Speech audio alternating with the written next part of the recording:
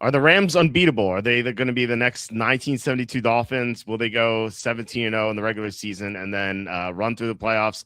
We'll discuss that after their mega trade with Myles Garrett. We'll get our co-host opinion on the trade because we've asked everyone else, and we'll discuss a lot of other stuff as we usually do on Friday nights. Before we begin, please hit like, subscribe, comment below, share this video, visit the link in the description for the merch store. As always, I'm wearing something from the merch store. It is our money laundering hoodie. Not t-shirt, hoodie. It's freezing down here because the AC's on. But you can get that as well as everything else at the merch store. We have a 20% off sale right now. Except for the mugs. Mugs are 15%. I don't know why. I don't control this, but everything else and the apron's 10%. So it's like all different here. But yeah, we have different shirts. You can get them in long sleeve hoodie, women's tank top, and infant onesie, and also you can change the colors. You have playing cards, mouse pads, mugs, baby bibs, baseball caps, etc. You can go to Amazon, buy my books. The most recent one is Jerks to the College Years, where I made fun of these people. And by the way, 5 out of 5 ratings. So this could be the best book of all time. It might be. Also, a Safety and a Field Goal, which is a top 5 topic book about the NFL. And also, please consider super chats and super stickers. That is the best way to support the show. I always say this, and it's true. YouTube pays us like almost nothing. It's pretty bad. I could just like go outside, go to the playground, and then pick up a couple quarters that my son probably dropped, and then I'll probably make more than I do in this video. So consider all that. It would be greatly appreciated if you want to keep the show going. But we are joined tonight by Tom at Quacky T.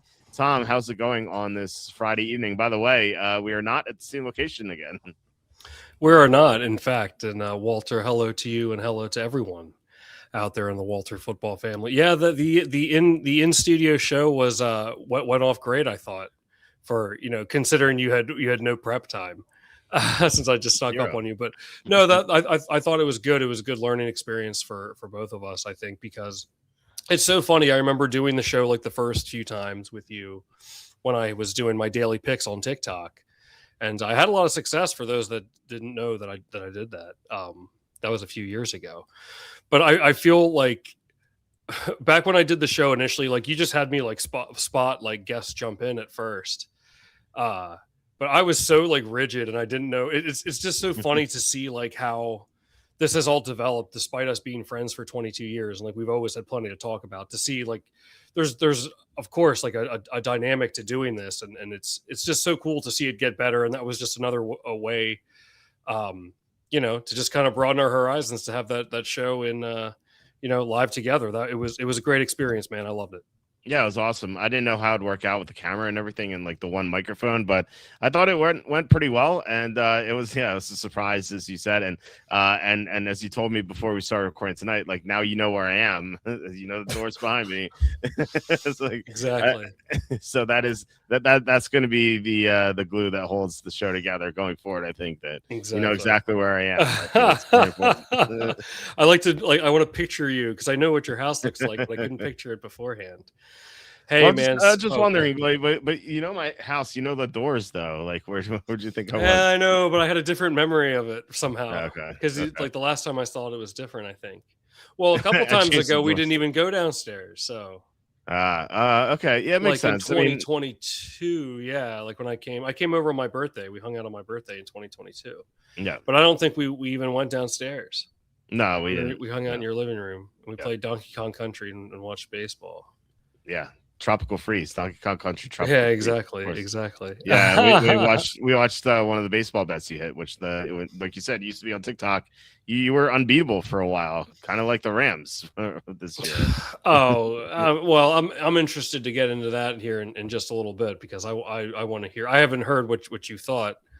You said you've talked to all the other show guests about it, but I've got some hard opinions that are going to get virtual vegetables pelted at me. But that's why I'm here, That's what we love. I've been having great interaction with the people. Y'all are the best. It's so great to just get on the comments and go back and forth with you. We always have a good time. So thanks for helping to keep it fun. Yeah. But with that said, Walter, I got to ask you something. So. All right, lay it on me. And by the way, you said vegetables. Okay. I'm like imagining you like Wart from Mario 2 again. Like, yeah. I look just like him too. No. Okay, so I heard this argument one time. So we were watching, of course, we started the show late tonight because of the NBA finals. Or did I say that wrong? Because some people are like, why do they always call it the finals? It's the NBA final. Final Like, games, no, finals. like someone was trying to make the argument. I can't remember where I saw it, that it should be referred to as like the Stanley Cup final or the NBA final. No, Because because it's a series of games. Yeah, but it's one. I can't remember what they were saying, that it's one round. So it's still perfectly acceptable to be like this is like what would I say? Oh, like this is the best finals I've ever watched, or this is the best final I've ever watched. Yeah, no, it's finals. If it was You one sure game, about it would that? be. If it was one game, it would be final. But it's like if the Super Bowl was like best of 5, it would be the Super Bowls. That'll be the day. It'll be best of 5, and like the first 2 games will be held in freaking Egypt or something. Yeah, it's 5:30 a.m. start time. yeah, exactly. And people will be like, I remember the first. I think it was the first Super Bowl I watched, because I was still a little. It was the 49ers and Superchargers. Excuse me. Yeah, I remember. That was so boring. So like the most boring Super Bowl of all time. Well, I was only like, this was about a year before I started watching sports, and I remember I wasn't like into football yet. Like I think the next year was when I started to watch it. But I had heard a friend of mine. I was in 3rd grade. We went to this like ABC bowling, it was called, and they had made an announcement. This was a couple weeks before the Super Bowl, and they were like, "Oh, like if you come here on Super Bowl Sunday to the bowling alley, it's like 25 cents a game."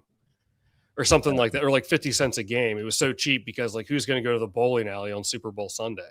Right. So anyhow, my family, we went to ABC bowling on Super Bowl Sunday because my parents weren't into sports and I wasn't into sports yet. I mean, I became like starting like the following year, I really started to get into it, but I wasn't there yet.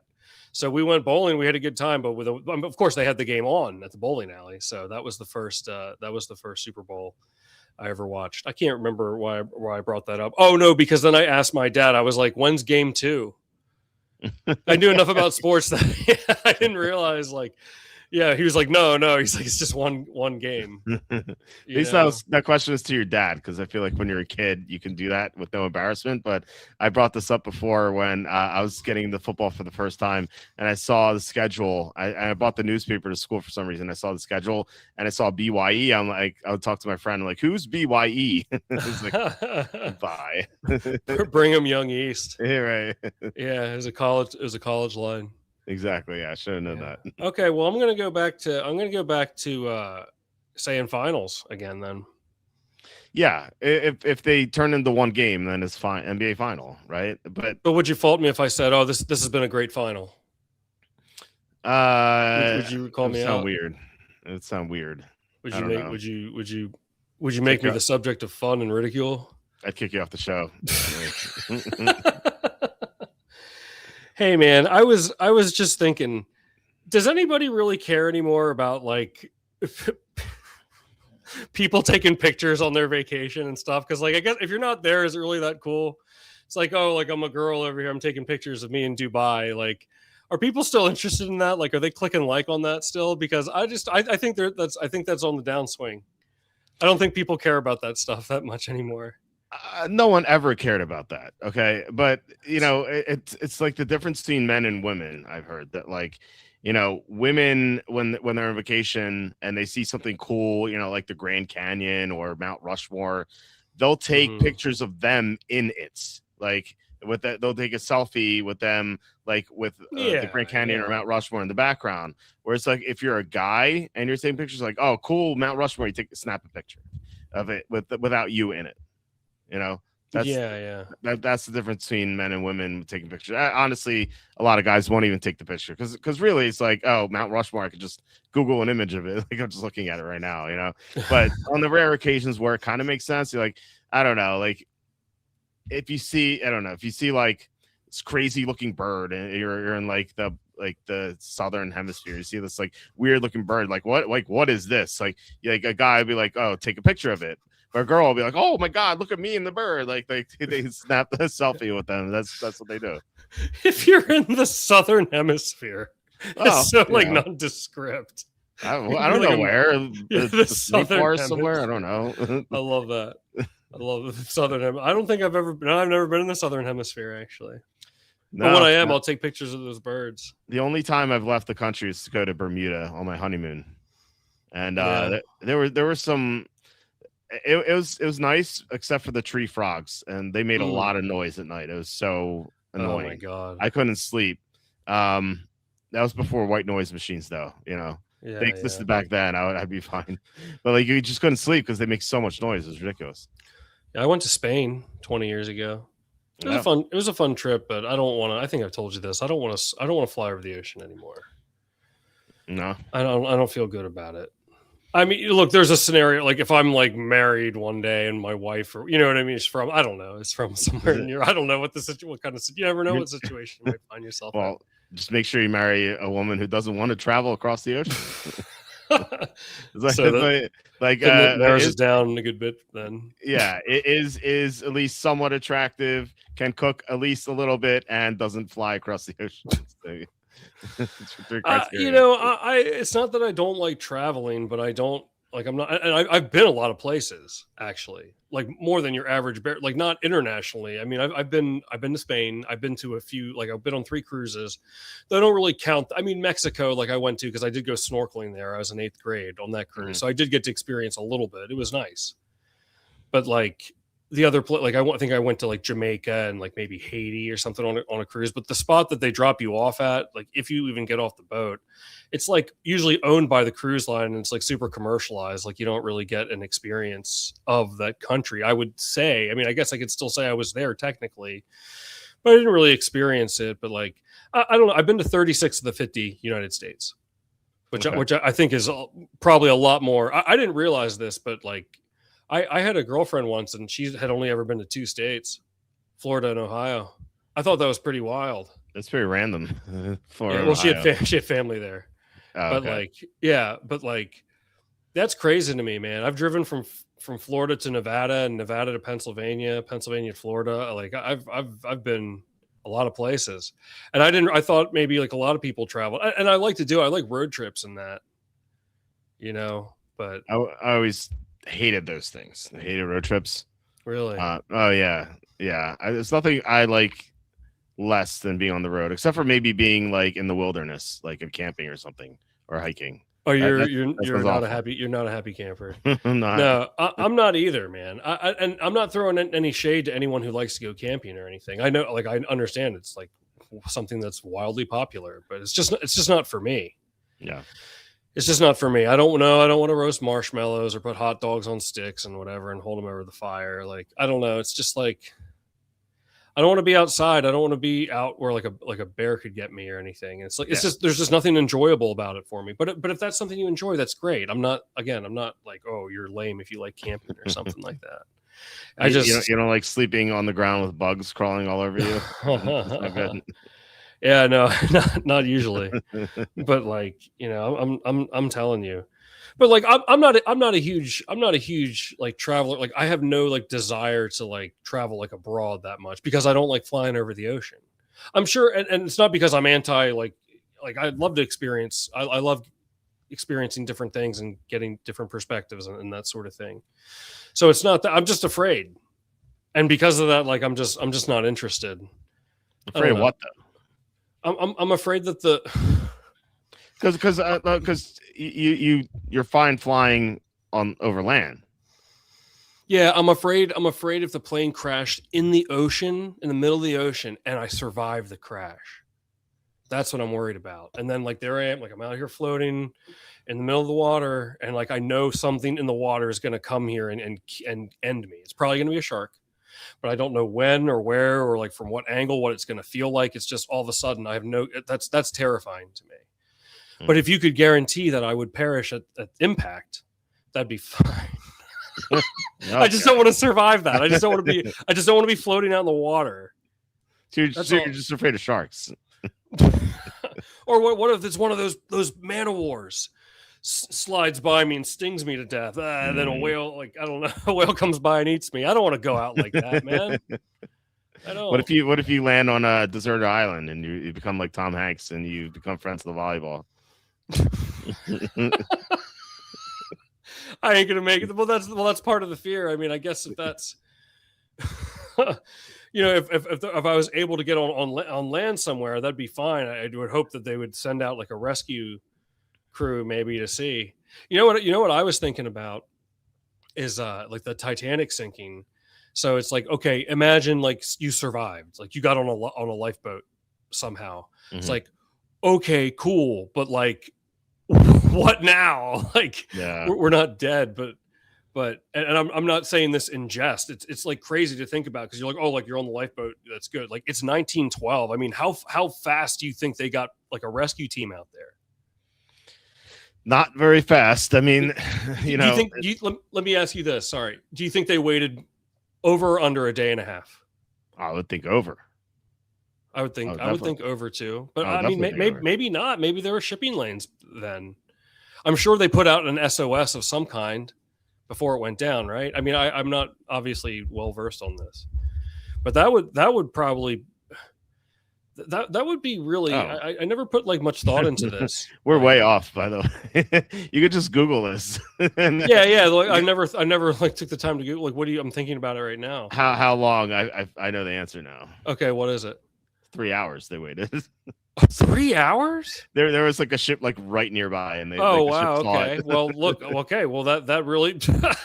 Well, that craps all over my theory. Yeah. I wonder if that like. I mean, I'm actually very surprised to hear that.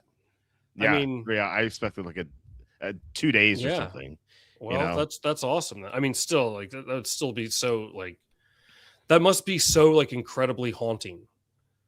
Like you're at like think of like what you just went through and like people you knew probably like certainly like just died, and it's like the haunting like silence of being out in the middle of the ocean in the freezing cold. Like that's insane. That's so insane. Yeah.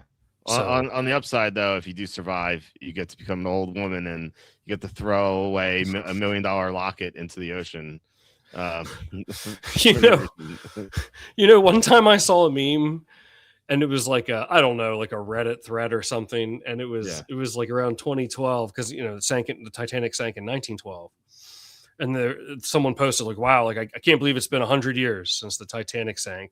Right. And somebody replied, they were like, that actually happened? They're like, we thought it was just a movie. It's just like, oh man. Actually, that's pretty wild. Do you see that? I mean, I saw the movie in the theater. I don't know. I mean, we have a 4-year difference here, so I don't know when you saw it. Like 6th grade. I was in 6th grade. Yeah, but like, did you see it when it came out, or did you see it afterward, like later on? Yeah, like, I saw it in the theaters, man. I saw it in the theater. Yeah. I had 2 friends growing up. They used to call us the Three Musketeers. We were like best friends in high school, like grade school and high school, and into college, sort of. But they saw the movie without me, and then no. Well, no. It was a Friday night, and Boy Meets World was on, so I was not leaving my house. Okay, so that was my fault. But they wanted to see it again, and so they saw it with me, and they had a bet, and one of them bet Walt will cry during the movie, and the other one said Walt will not cry during the movie. And then they told me afterward, and I'm like, what idiot bet me that said that I would cry during this movie? Like, had the one friend who cried. He's like, these were real people, man. These are real people. I'm like, no, they're actors in warm water right now. Oh man, I cried hard at Titanic. You did? No. Oh, okay. Well, I know one guy did. He bet me. He bet that I would cry for some reason. Yeah, that was a bad bet. I would have said hard. No. He lost $20. Do you think you could sit? Do you think he lost $20? He did. That was a big deal back then. In high school, do you think you could get through all of Titanic right now? It's like 3 hours long, man. Can I get through all? What do you mean? Could you sit through the whole movie? I don't mean like you're doing work and it's on the background. Like you're gonna sit there on the couch. Like no phone, no nothing. Yeah, no phone. Oh my god, could you do it? No phone, no nothing. You're watching. I have a high tolerance for. We should do the Walter Football Titanic Challenge. But it's not like what do you mean? Like or live streaming? Because that movie sucks. I don't think it sucked. I don't think it sucked. I think No, but it doesn't suck. But like, it's not like my type of movie. No, Like they're no, good, like it wasn't 3 hours. It's not like it's an hour and a half. That's a long time. I saw it in the theater, man. There's no phone access there, and obviously in the '90s you didn't have it anyway. Yeah, but your attention span's different now. You're conditioned because of the technology. So, like, do you think? I mean, you're gonna take a break from updating the site and everything, and you're gonna sit there and not text anybody and sit there and watch all of Titanic in its entirety. And Well, if you have to get up and if you get up to like tend to your kids or your family, like you have to pause it. I mean, would I be compensated for this? Because like, I don't have time. I don't even have time to sleep, like because I'm working so much. And or are you going to be compensated? Well, I mean, it depends. We'll see how many people we can bet that'll people we can get to bet Walt will make it through and Walt won't. If it's enough money, I would do it. Like it's not an issue. It's the 3 hours isn't that bad. I don't know. I feel like but you really think you could get through it again? Yeah, I couldn't get through it again, man. I mean, I haven't seen it in 30 years. Someone would have to like electroshock me if I start falling asleep, though. That's breaking the rule. I wouldn't intentionally fall asleep, but like I feel like I would accidentally try like nod off. Like someone would have to like wake me up as soon as they saw that I was falling asleep. So 3 hours is a long time, and I'm always tired like when I'm not doing work. The other thing about Titanic is it's like you can't think about that movie without thinking about My Heart Will Go On by Celine Dion. It's like it's almost like the song was almost bigger than the movie. Yeah. And here's the thing, like Celine Dion, like, I mean, she's incredibly talented. Hers isn't like the genre of music I'd necessarily tune into, but I can appreciate it for what it is, right? Mm-hmm. It is it's a classic song. It was like number one on the charts for a while. Oh my God. I mean, everyone loved that song. And I mean, it is like, I see why people like it. You know, like it's a catchy melody. It made the movie. I mean, like, how many songs like define a movie? It's not very often. Yeah, Mega Man music is to Mega Man as My Heart Will Go On is to Titanic. Well, like, think about like Rocky's a good example, you know. Yeah. Whenever you hear the Rocky theme song, you think of Rocky. It does happen. It's not like the only one, but it's not often that this happens. When's the last time you heard that song, My Heart Will Go On? It's like, do you like it? It's like a fine song. It's nothing like you said. It's not something I would tune into. It's not on my iTunes playlist. I have like 1,000 songs on there. It's not on there. How many people like I bet there's more unironic listens of that song, or I'm sorry, rather ironic listens to that song. What do you mean? Like, I don't know, because sometimes you see it in memes. Did you see those memes where it was like really awesome, like last second moments in the NFL, and they have My Heart Will Go On playing in the background at like the perfect time, and it's like it really emphasizes the moment. And have you seen those? I haven't seen those, but I can't remember what I've seen. But like, it was something because I've heard that song recently, but I think it was like on a meme video. But it wasn't like NFL stuff. I don't know. I can't remember what it was exactly, but I have heard it recently. Yeah. They're pretty good, actually. I have to say, like, and also like in an almost comical way. But one clip that they did was, remember the Jared Cook catch when the Packers beat the Cowboys, and they have like My Heart Will Go On, like, you know, right to like the final buildup of the song as Mason Crosby knocks that field goal through.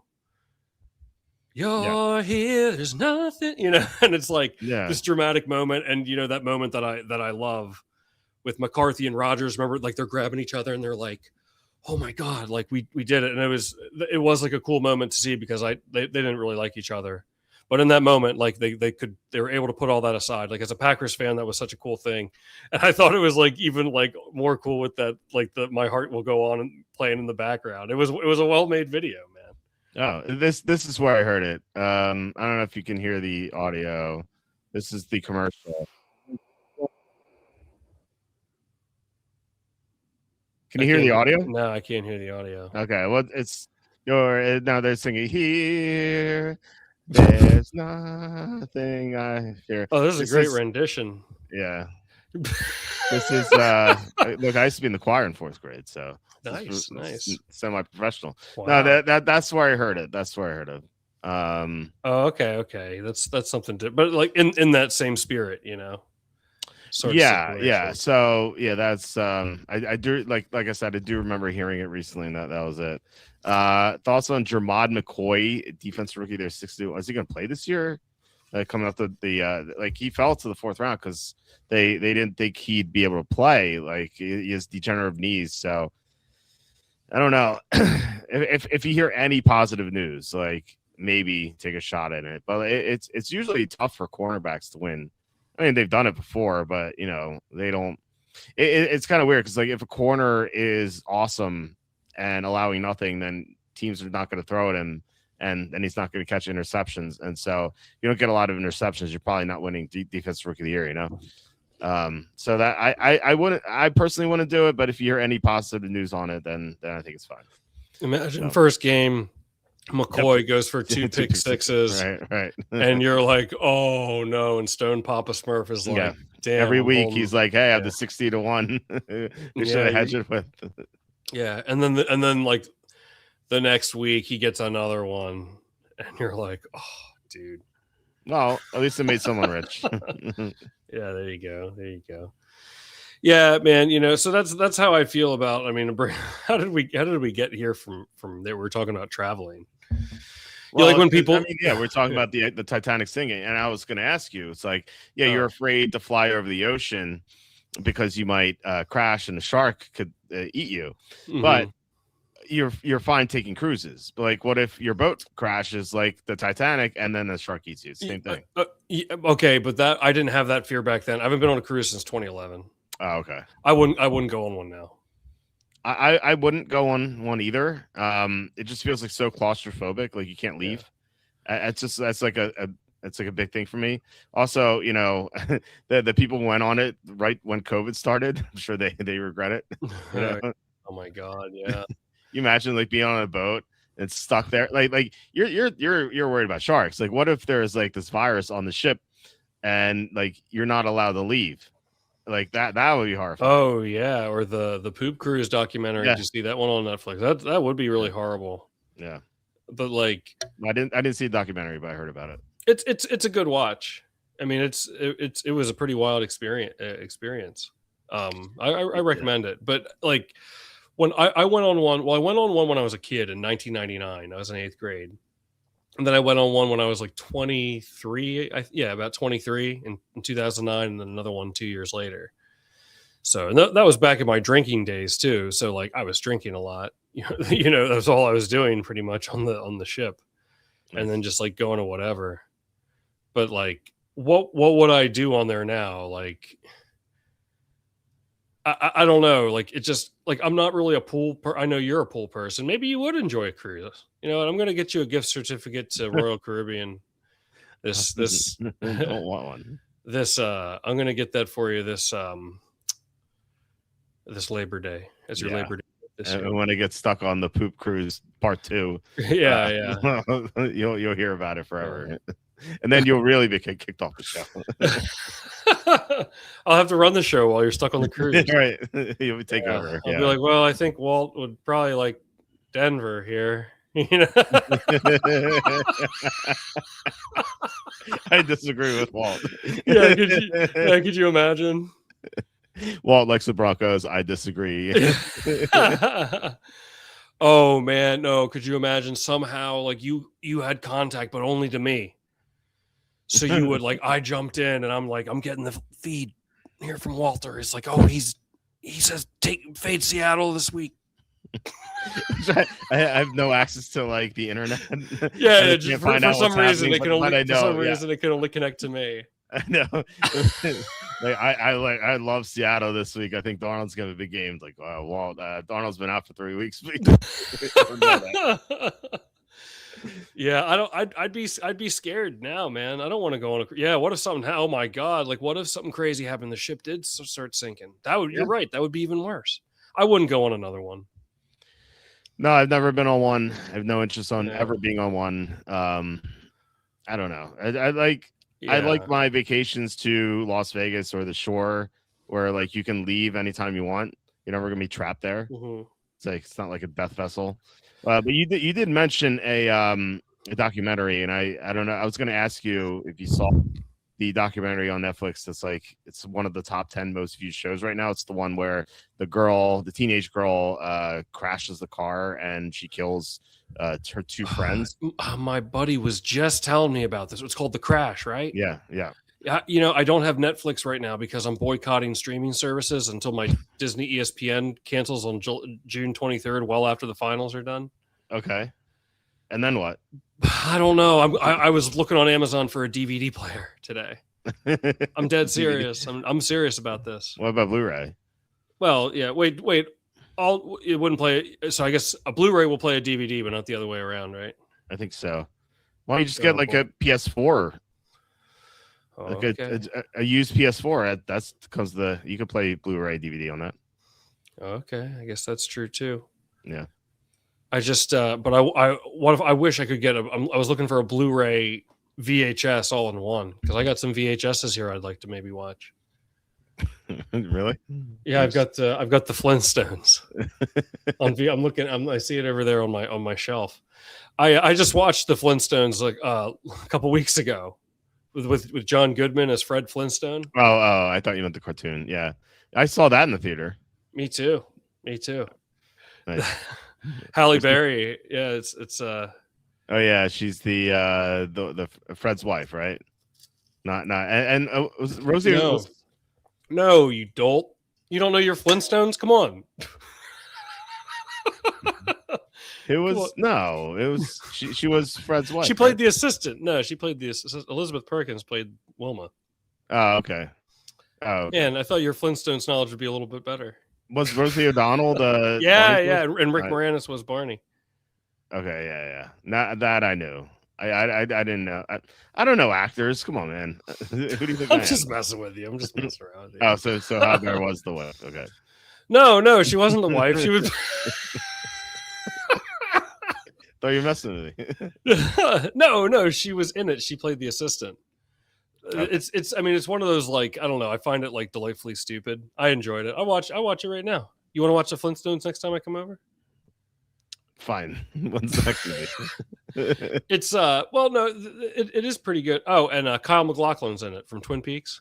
Oh man, now I gotta watch it. I didn't realize he was in it. He's my favorite actor.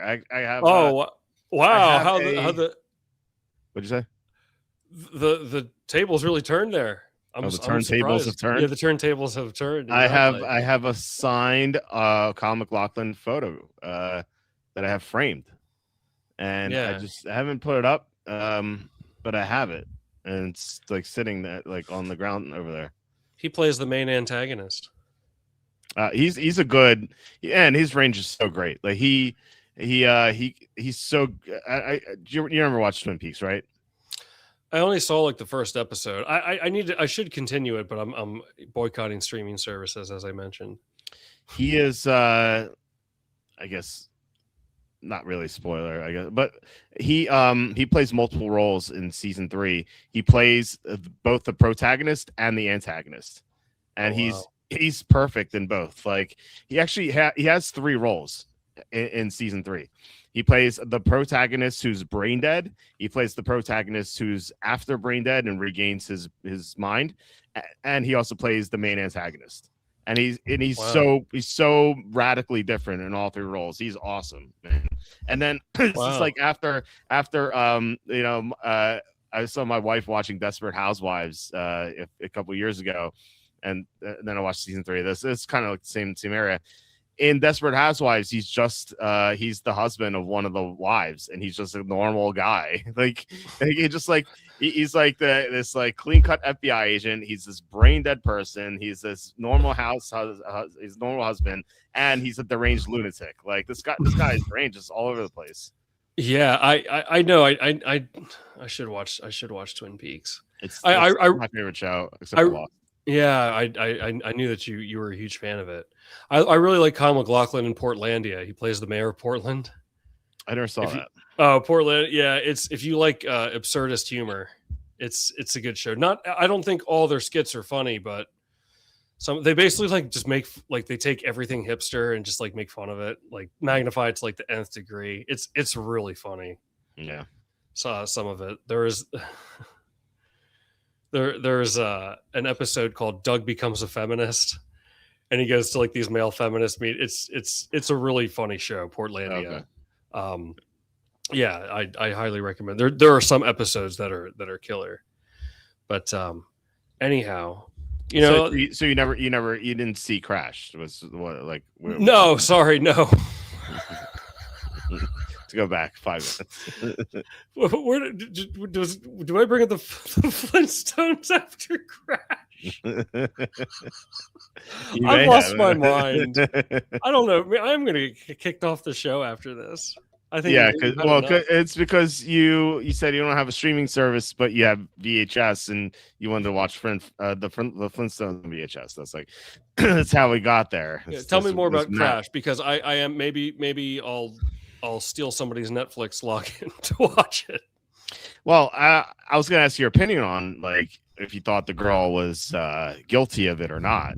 I don't want to spoil anything, but okay. So whenever you watch it, we'll talk about it. But Okay. I don't know. I thought it was really good. I'm not, you know me, I'm not really into documentaries, but it was, you know, I'm into like mysteries and stuff like that. And you know, the basic premise is that this girl gets into a car crash. She kills two people in the car with her, and she has like horrible injuries too, but she survives. And then she gets charged with murder because they think that she did it on purpose. So they show everything. They show her friends. They show the trial and stuff like that. It's good. And whenever you watch it, we'll have to discuss if you agreed with the verdict. Well, yeah, I am intrigued with this. And you saw The Staircase, right? Oh yeah. Well, I saw the TV show The Staircase, but I didn't see like the actual documentary of The Staircase. But which is funny because the TV show shows the documentary being made of it, so it's like an Inception sort of deal. Wow, because I didn't see the dramatization, but I saw the. Oh, you should. It's good. Really, I tend to prefer the documentary over the dramas made about them. But to be fair, I haven't given it a chance. But I've seen the documentary, like, and it's a long, slow watch. For any of you who've watched The Staircase, know that I think it's 10 or 11 episodes, maybe even 12, and they're all at least an hour long. Yeah. And it's a slow moving story. Like I thought the whole first episode was pretty not dull, but like you really got to be patient through it. But it's worth it. It's a really interesting case. I went back and forth on it many times. Initially, really? Yeah. Oh, wow. I know what you think. You do? You like the documentary is slow. I mean, the French made it, so they have a lot of time on their hands. But like I thought the case is like pretty obvious.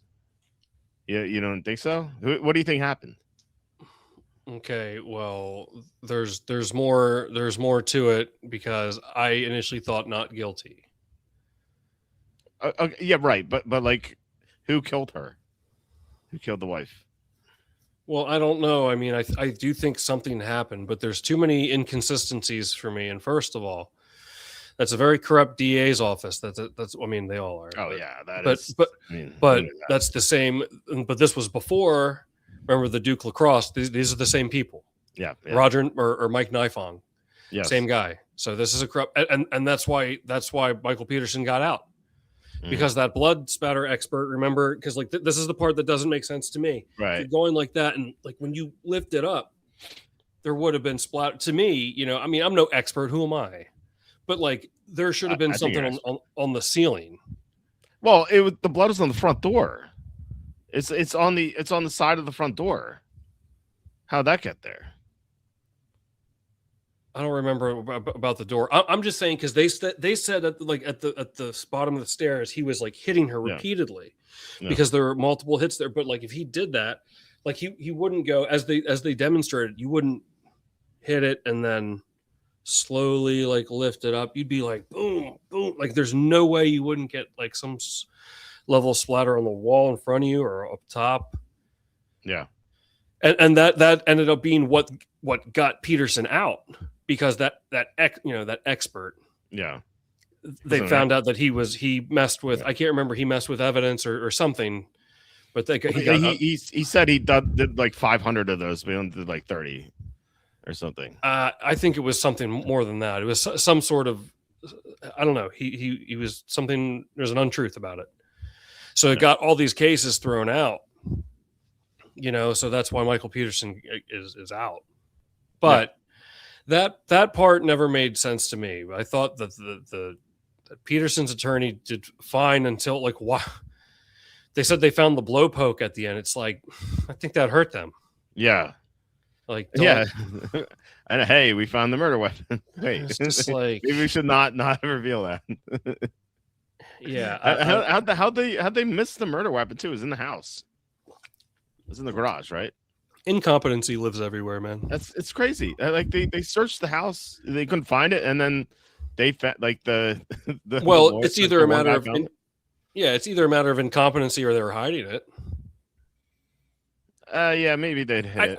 But then they revealed it. Like I don't know. Something happened. Something happened there. What do you think happened? You think the owl theory? I don't think it was the owl theory, but I don't think he's. I would say not guilty. It was 100% the owls. There's no doubt about it. Everything, all the evidence points to the owls. Like there's not one shred of evidence that points to the owls. Because look, there was blood on the front door. There was blood on the inside of the front door. She was outside, and she went back in. We know that. And so, why would there be blood on the front door? It doesn't make sense. Because like Peterson didn't leave the house. So like if he killed his wife on the staircase, why he didn't leave the house? Like why would there be blood on the front door? And like only on the front door. Like there was not like blood trickling all over the place, like around the house. It was just on that one spot. So like clearly she had blood on her head when she was outside. She opened the door and there was blood there, right? Yeah. And then there was like there's like feathers in her hair too that they found.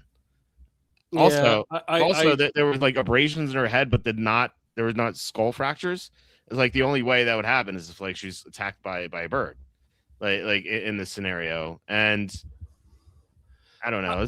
Let's be frank here. Like, would she really react that way if she found out he was gay? Like, I feel like that's like something like you would make up like in a story. Like, oh, she found out he was gay. She going crazy at him. Like, I don't think so. I don't think so either. I mean, but I just can't take all my chips and put it on the owl theory either. I mean, I think it adds to it, but I mean, was she really like that thing was like grabbing at her head and she was like flailing around to the point that she fell down the steps? I mean, she was losing blood. Yeah. I mean, if you're like losing blood and losing consciousness, you fall downstairs. I mean, she was bleeding when she entered the house. Like we know that from the front door. Like I don't think there's any doubt about that. Like how else would that get there? Yeah, I look, I like the owl theory, but I'm just not going to put. I just don't want to put all my chips in that basket. For me, it's the lack of the blood spatter on there. The lack of blood spatter. Yeah, they claim to be. I think it's 100% the owls. It was. I don't think there's any question about it. I really don't. I think it's a clear cut. Yeah, I mean, there's people on two different sides of this. I mean, I think the owl theory is possible, but yeah, certain possible. You're saying that his ex-wife, yeah, but he wasn't present at the house. Yeah, it was like you didn't do that. I think she had like a heart attack or something, and then fell down the stairs as a result of the heart attack, and that was proof. But but at the same time, it's hard to remove that. Like if you're a member of I think they even said like it casts a long shadow on you, to know that you were like adjacent to something similar. Yeah, this is why like. Jury, like I'm so anti-jury, like because most of the people are dumb. You know, how can you link the two events when the guy wasn't at the house when the first murder occurred? Yeah, you like you said, you link it adjacently, but like why would you ever make that connection? It feels like something that low intelligence people would do. You know, I don't disagree. I don't disagree. I think the other thing that really hurt Peterson, and maybe I'm just a different kind of cat, but like he showed like no emotion the whole time. And that's just how some people are. But I'm gonna tell you this, Walter. If my wife died, I'd be freaking bawling my eyes out like a baby on the daily in that courtroom. There's no way it would be any other way. You mean? I think that hurt his credibility. I think that hurt, like he hurt himself, and maybe that's just how he is. But like, there's something about his demeanor, like that hurt him. That definitely hurt him. I'd be bawling my eyes out, like because I would be so devastated. He just didn't. And maybe he wasn't. Wait. You know, everyone has a different way of showing it, sure, but like that didn't. Wait. Hold on. I thought when you first mentioned this, you would be bawling your eyes out for show, because no, because he clearly like they weren't in love with each other anymore. They weren't like they didn't get along. You know. He was upset. He was upset initially, but like. I don't know. But I agree with your premise. Like I would cry in front of the jurors to make them think I was distraught. I wouldn't even need to. There's no way I wouldn't. That wouldn't happen naturally for me. But it happened so long ago too. Like it's not like this happened the next day. Like the trial happened how long after? Like right. But still, I mean, right? I don't know, man. There's no way I wouldn't be. I'd be like I would still be devastated. Well, I mean, depends how you thought about your wife, right? Like, you know, but think about his situation. Like they weren't getting along at all. Like, and he was still upset though after it happened. Like, you know, he could see it, but I disagree. I don't think you could see it. Well, at least in the show, I had Colin Firth. So. Oh, okay. in the okay. In the documentary, he didn't. There was one part where I think when they played the 911 call where he was tearing up a little bit, but that was it. I don't know. To me, like it just he just. I don't think it played well. Not at all. I agree with that. Yeah. So it's an interesting case for those of you that are in that sort of thing. Yeah, but like you said, that it wasn't his ex-wife. It was his like a friend of the family's, and then he adopted their kids after she passed and raised them, and the kids were on his side too. Yeah. I don't think that's true. They weren't getting along. Like maybe they had some different, but like all the kids were saying like, "Oh, he loved her." Like there was they had financial disputes, and again, this is the show, so I don't know how different it is, but in like the night before. They were like yelling at each other, and he's like, you used to be fun, and then like when they got home, he didn't even want to get out of the car. He wanted to stay in the car and listen to the music. Like they weren't really talking that much. So I don't remember that in the documentary, but maybe it's just been a while since I've seen it. Well, it's again, it could be different in the show, right? Yeah. I don't know, man, but I don't know. It's an interesting watch. I recommend it. An Alatac would have left behind far more than just microscopic remnant. Well, I mean, every Alatac's different, right? But they found feathers in her hair. Like, where would the feathers come from? How do you explain the feathers? You know, like where they come? No, seriously, like where the feathers come from? Like she uses one of those old style pens. Right. Peterson like her hair. Bash her head like, wait, there might be an owl in the area. Feathers. It's one of the feathers in her cap. You know that everyone like. Cap, she wears feathers in her cap. Yankee Doodle, yeah. They did. Yeah, I think they did. Yeah, I think they did. Hey, we should go to. We should do something. We should like do an activity that we don't want to do. What? Why? We should go to let's go to New York City and go see a Broadway show. I said I could think of nothing I would like less than being outdoors. Well, yeah, you beat it. Well, why? Would it be hilarious? Be like, this sucks. But just see, like, maybe we can try to make some fun out of it. I would never, and we can't. We have to see a dumb show. That's what made me think of it. We could see like Yankee Doodle Dandy or something.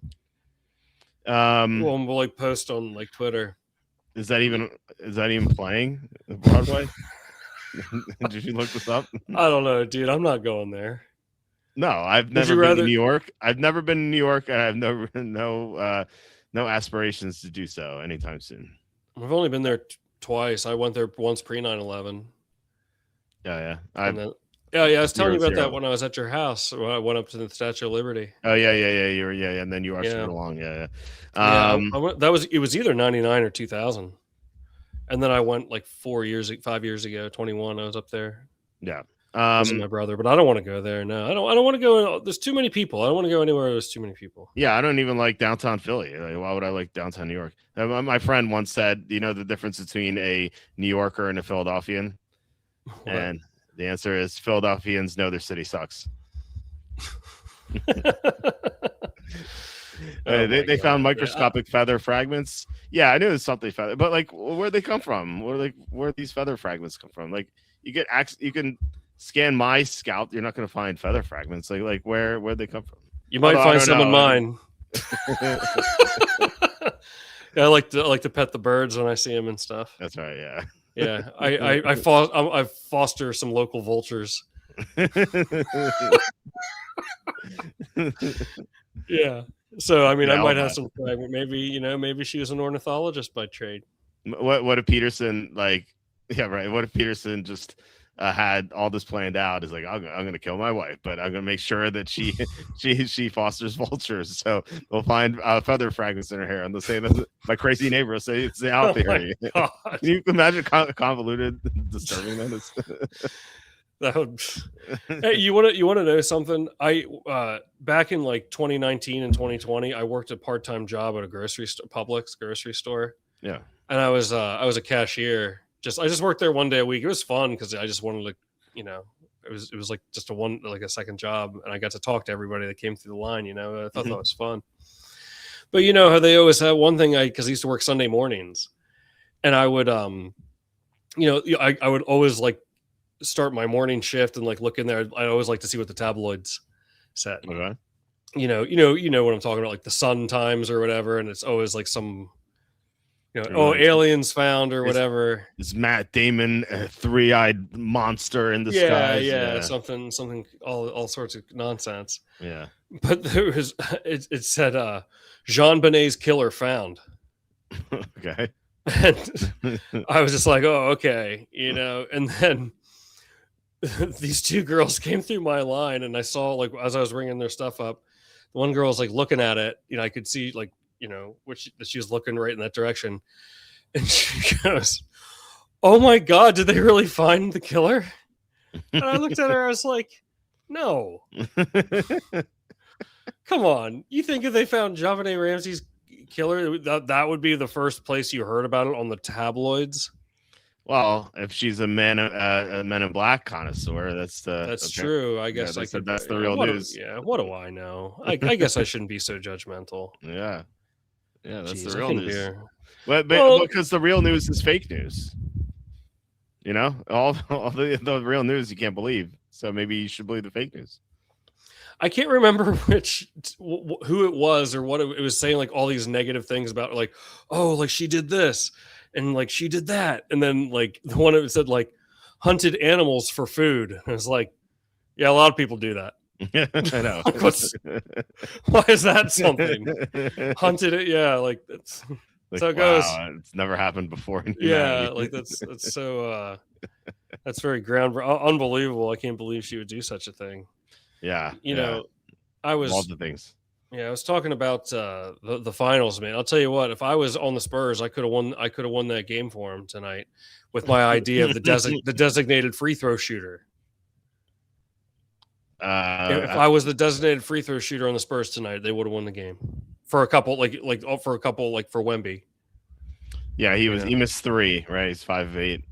What was that pass he had at the end? I mean, why didn't they call timeout? You want to draw up a play? What are they doing? Like rushing up the court, throwing to a guy who's not even looking for the ball. Yeah, he's nervous. He's nervous. Yeah, and that's okay. Guess. Like Barkley, I was just texting my group chat that this is going to be like the 95 finals. This is going to be the 95 finals. Like I told him, bet the Knicks to win in 4 or 5. I think if you bet both, you're going to be profitable. That was before game 2. Oh, yeah. But like, you could tell at the end of game 1 too. Like he's like one of his shots went off the side of the backboard. It's like, what's going on, man? I don't know. I mean, they beat the defending champs. They beat the Knicks. The Knicks, who, yeah, they haven't lost in forever, but there's like against the Sixers and Hawks, like, you know, the Cavs are there too. But the Cavs, it should have been the Pistons. Like, I don't know what happened to the Pistons, but should have been the Magic, man. What are you talking about? Oh, he sucked, and like suddenly the Knicks are unstoppable. I almost made the thumbnail. Actually, I was in the process of making the thumbnail. I don't know if you saw what the thumbnail is today, but I did. I was going to say, are the Rams unbeaten? Are the Rams unbeatable like the Knicks? I was going to have Stafford. I was going to have Stafford and Garrett wear Knicks jerseys. Oh, nice. Okay. Yeah. So well, let's hear what you think. So, okay, let's write this down. 55-30 is when we're going to get into the title topic. Well, people have heard my opinion on this for the whole week, so let's start with you. What do you think about the Myles Garrett trade for the Rams and the Browns? What do I think about the trade, or what do I think about the Rams? Well, let's talk about the trade first, and then we'll get into the Rams. I mean, I don't have much of an opinion on the trade, other than it's good for the Rams. Okay, well, what about the Browns? It doesn't matter what the Browns do. Ain't nothing good for them.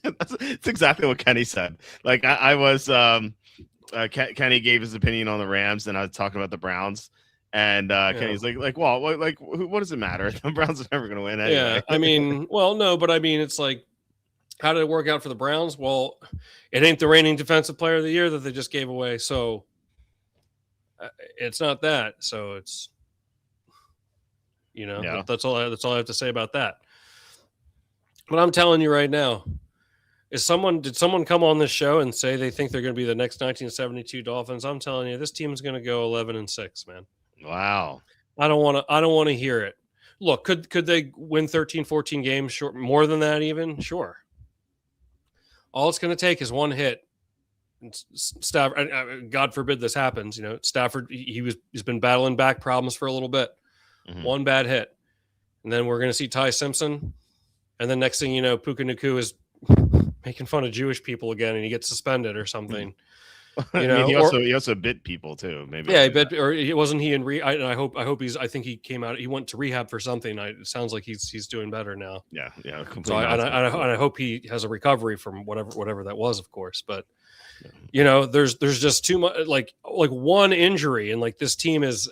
And like how many times does this work out? Even LeBron to Miami the first year didn't, they on paper they're really good, but it's just like I just never really buy into these narratives like, oh, like this team, like they're a sure thing. Absolutely not. They're one injury away from being. I mean, like they'll still be good, but I mean, they're not. I mean, plus 550, and then the next closest is plus 10. I wouldn't take the Rams to win the Super Bowl. I mean,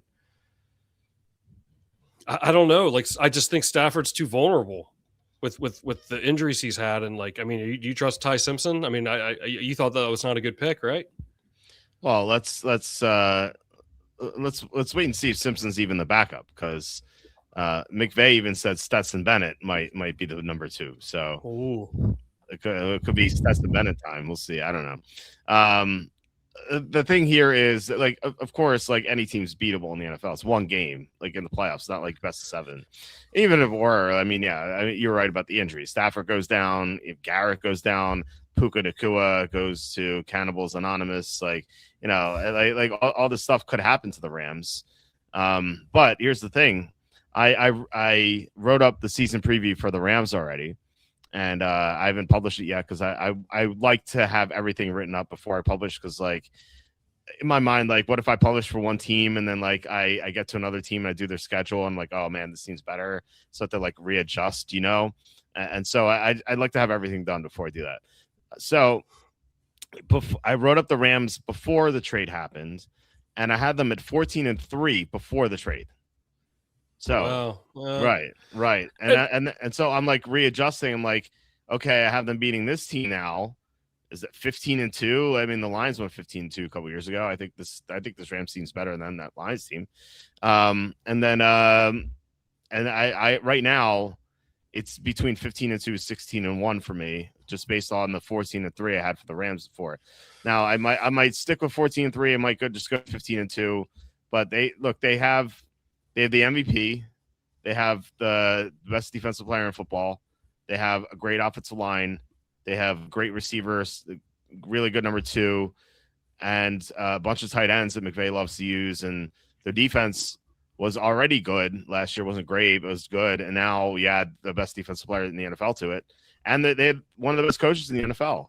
So like, I mean, maybe you don't bet the plus 550, but it's hard to say that they're not the best team in the NFL.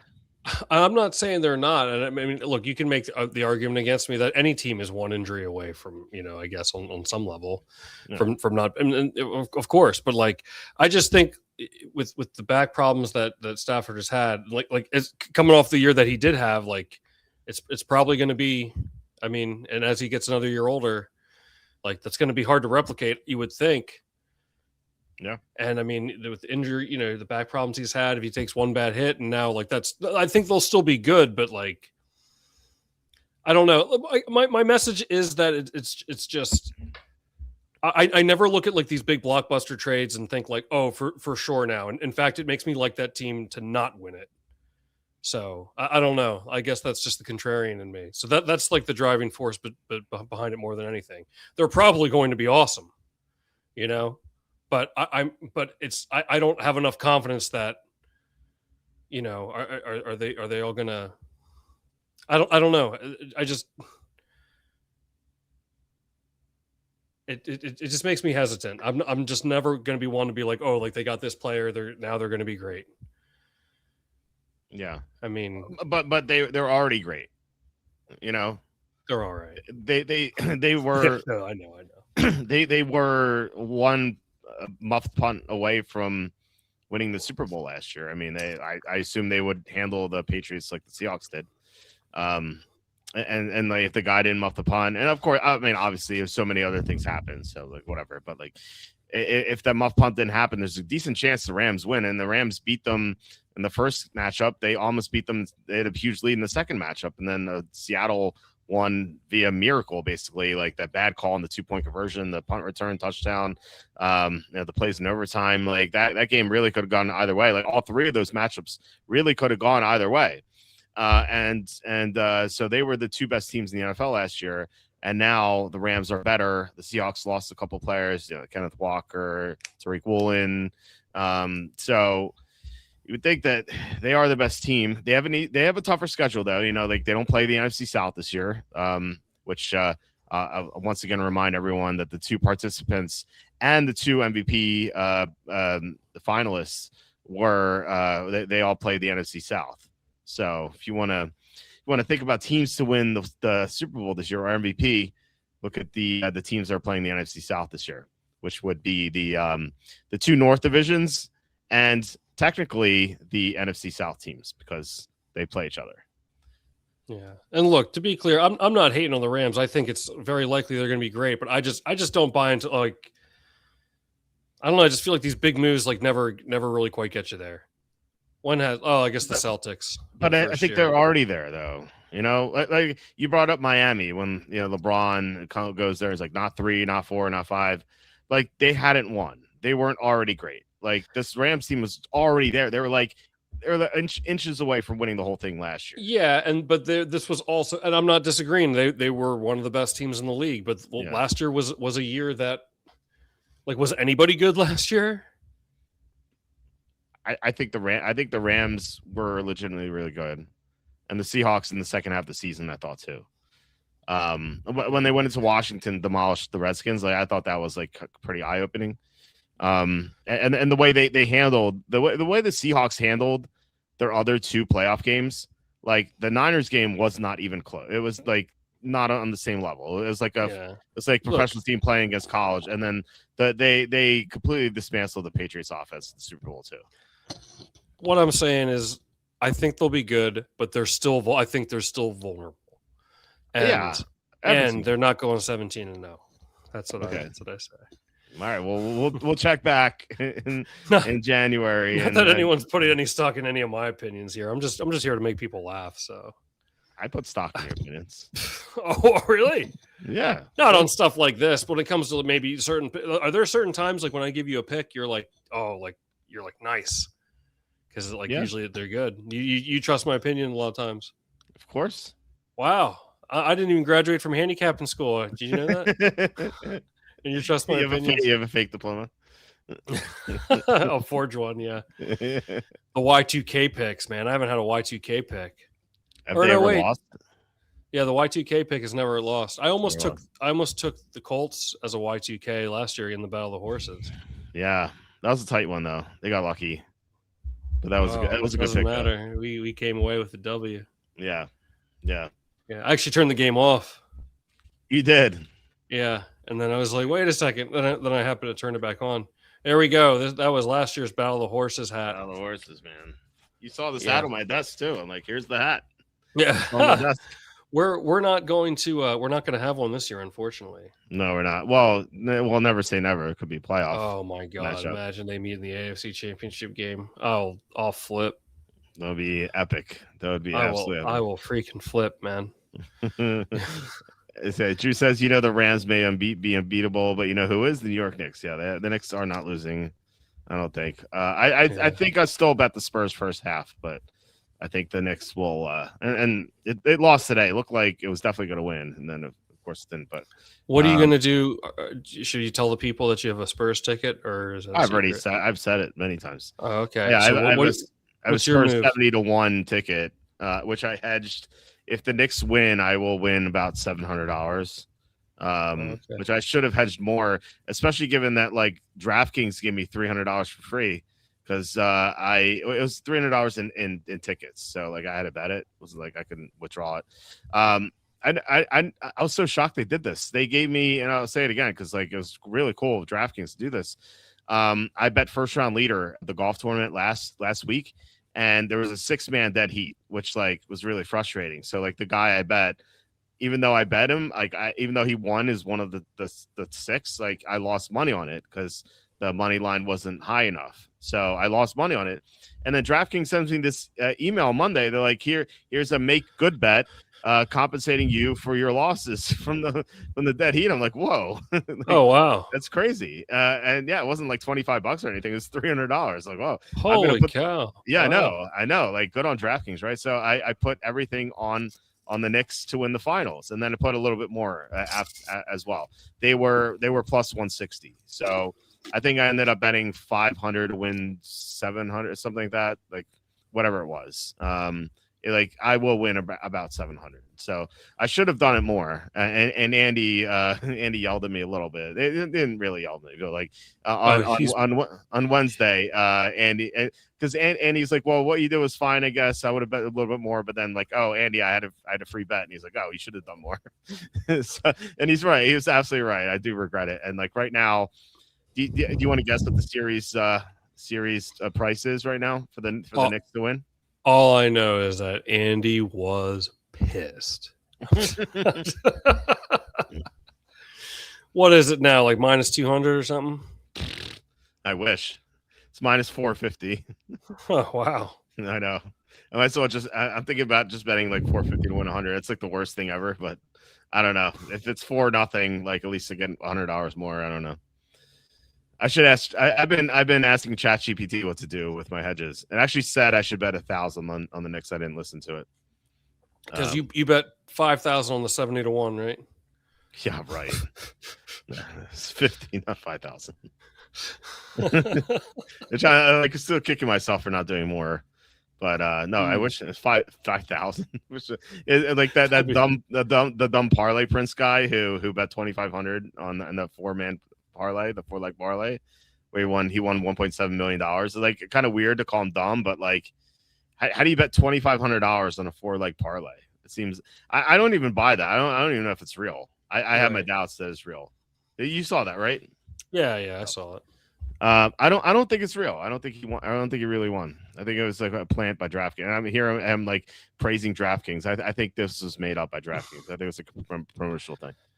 Probably. It's so funny, man. Like, I really think like the market is like I'm telling you, like I do like maybe like a couple parlays a year, Yeah, maybe, yeah, and their marketing bread and butter is just like these like 22 leg parlays. I know. And Like they're always that's where they're making their yeah. money for small amount. Like a lot of people, I know a lot of people that do that, and I was like, that's crazy. I would never do that. There, it's always sponsored by someone. It's like Dave Portnoy's perfect parlay, or like Oh, those no, but like yeah, those two, like those are nonsense. yeah, Never, I would I say know. never take any of those. I know they never make sense either. Wembanyama to score 35 plus, Brunson to score 35 plus, Anunoby to score 35 plus. It's like, wait, how many times can you have like someone score 35 plus? Yeah, Like, yeah, it yeah. doesn't make any sense. Like, and the touchdowns, it's always like Puka Nacua 2+ touchdowns, Avante Adams 2+ touchdowns, Kyron Williams 2+ touchdowns. Like the Rams are gonna score 6 touchdowns. Like Yeah, yeah, Oh, here's Andy now. yeah, Andy, I heard you were super mad at Walter he over should the be. bet, dude. He should have Good. Yeah, man, you need to set him straight. This is unbelievable. Coming up with nicknames for the NFL team when the Bears move. The Bear Nappers. been. I had this when I was a little kid, right? You know the Hershey Bears, the minor Yeah. league hockey team in Hershey. Yeah, I went to a couple Hershey Bears games growing up, and there I had this idea as a kid. I had this idea for a Hershey Bears T-shirt. Okay, I can make it now. And on the front of it, it had like the Hershey Bears like logo, and then on the back it said, "We never hibernate." And I was like 8 years old, and I thought I was going to be like rich. You should make it. Yeah. There might be some copyright thing, but what are they gonna do? Like send you cease and desist? Yeah. I don't know. Oh, to honor Al Capone. Okay. The ham and Cement bags. Oh my God. The ham and hitmen. Didn't the XFL had the Las Vegas hitmen, or no, it was the New Jersey hitmen, New York, New Jersey hitmen. Yeah, it was someone, I can't remember who. Yeah. There's so many weird, I mean, like you think like a pirate, if you really think like like the Pittsburgh Pirates or the Buccaneers, like, dude, you know what pirates were like? Oh, I mean, I'll raise you to Vikings. Yeah, The Vikings were brutal, man. Yeah. Yeah, dude. It's like disturbing, sort of. Is my parents took those, those 23andMe DNA test things, where like you can like find out what percentage you are or whatever or whatnot. My dad was he ended up being like 7% Viking, and I'm like, oh no, I'm like, oh no, because I don't know if I need to tell you about the history of Vikings going to the Ukraine area, and like they didn't really bring flowers for the women they were meeting. They didn't have picnics. I'm gonna watch some history on Vikings. Just watch the Vikings show. Oh, okay. You never watched it? No. Oh, I usually don't like stuff like that though. Oh, the Hellraisers and the hyenas, the ham and hyenas. I'd wear the hyenas one. I'd wear the hyenas shirt. We got to make these on. We got to make the Hershey Bears shirt, and man. Dude, what if I could make the Hershey Bears shirt, the We Never Hibernate shirt, and it's like, dude, they sell out. I wonder if you could get away with it without using the word Hershey's, but like having the bear made out of chocolate. Do you think you could? I don't know. I don't know, man. You'd have to actually you could just ask ChatGPT. Ask if you could do that without getting away with it. I remember I told my dad about this Hershey Bears T-shirt idea. I'm like 8 years old, and I was like, "Do you think I could make a lot of money off that?" And he was like, "No." He's like, "They might give you a free ticket to a game, though." I was so disappointed. I gave up on the idea of the We Never Hibernate shirt, but it's like, dude, it sounds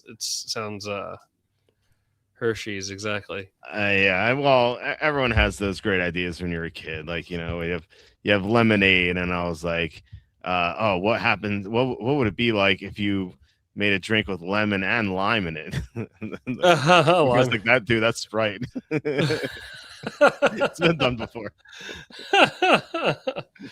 When I was a kid, this is a 100% true story. What I'm about to tell you, I was really good at pogo sticking. Wow. I could I've do. never pogo stuck. I could. You never pogo stuck. I could do like 6,000. I'm not joking. 6,000. I had like this whole counting system. 6,000. How Yeah. long would it take you to do that?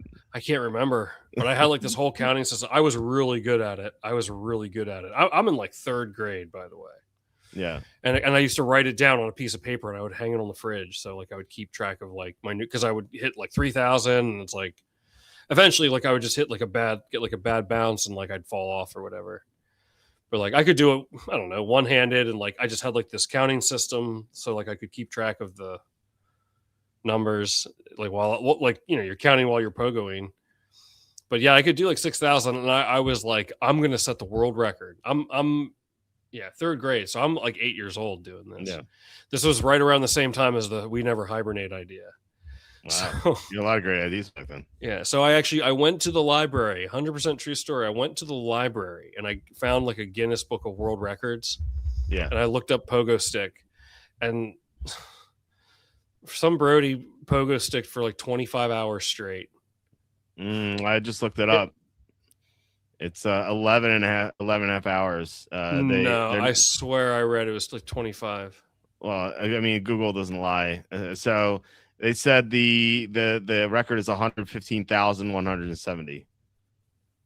I swear it said 25 hours. I don't know. Who knows? Something's wrong.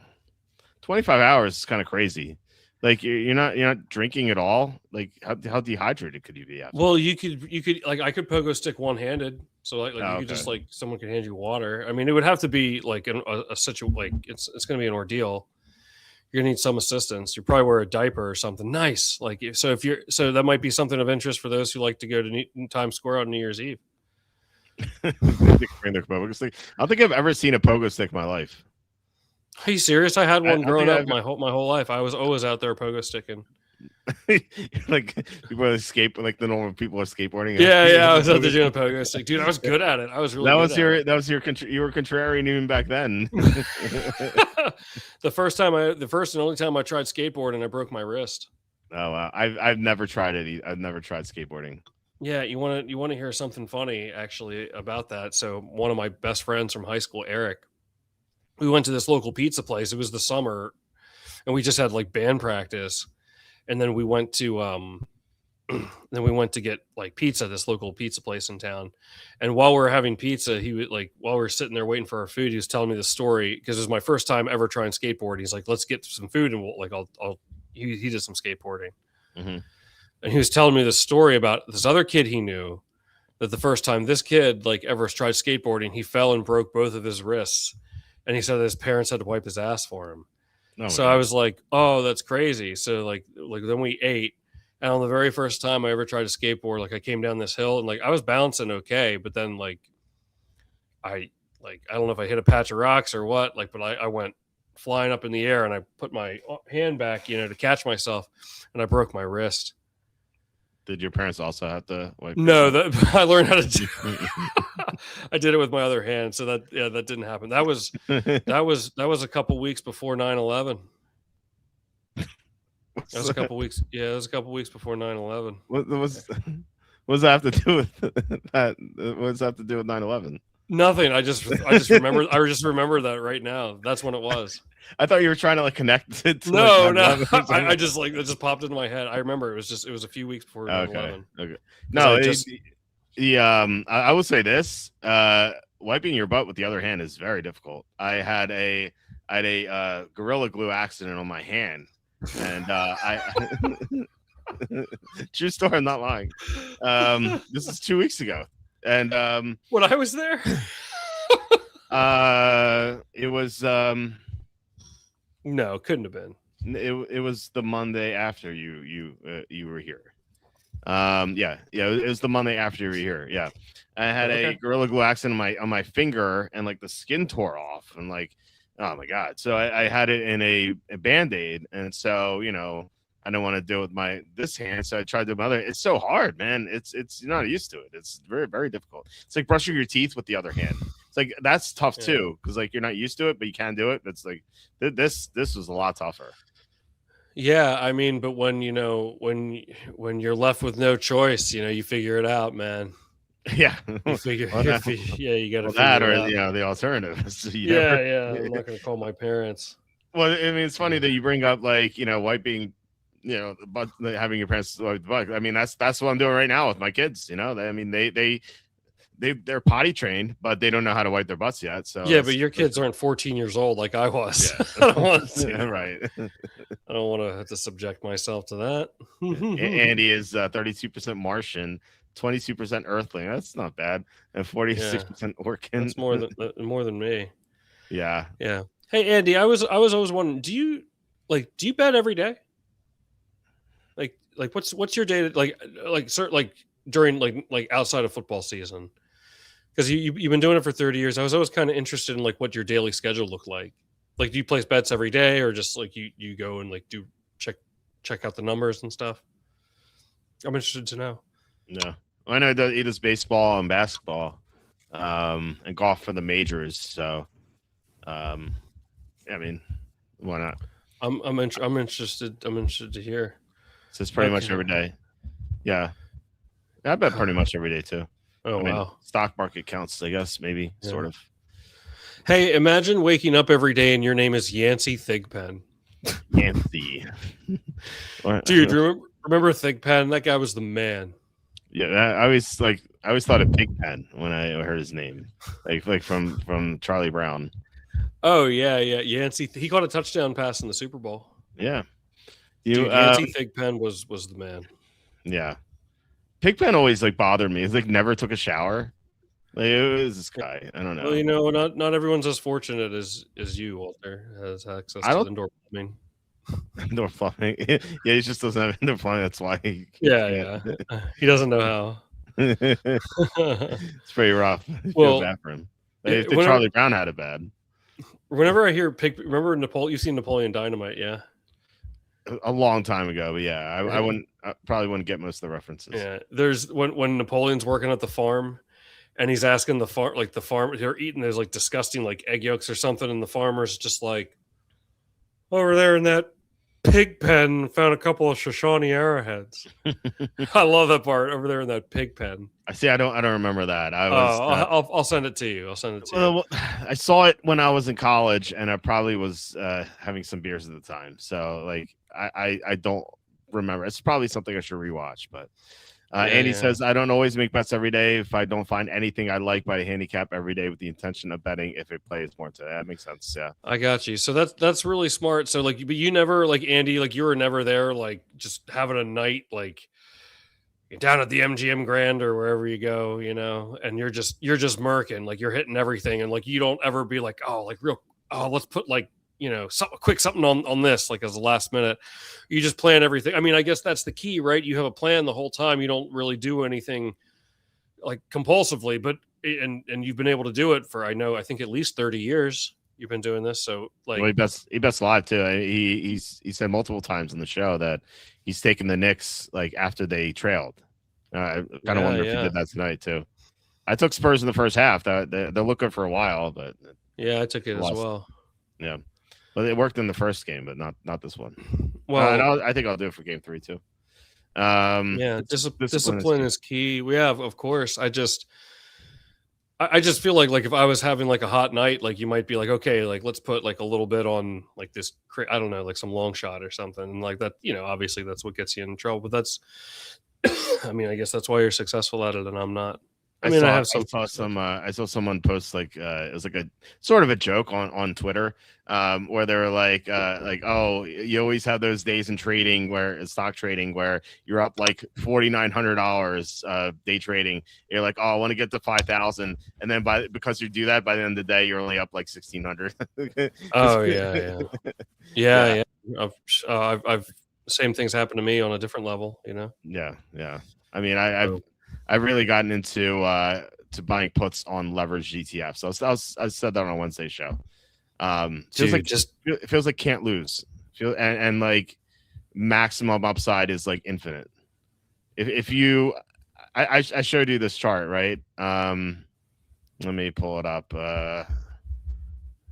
Just buy Quacky coin, man. Imagine.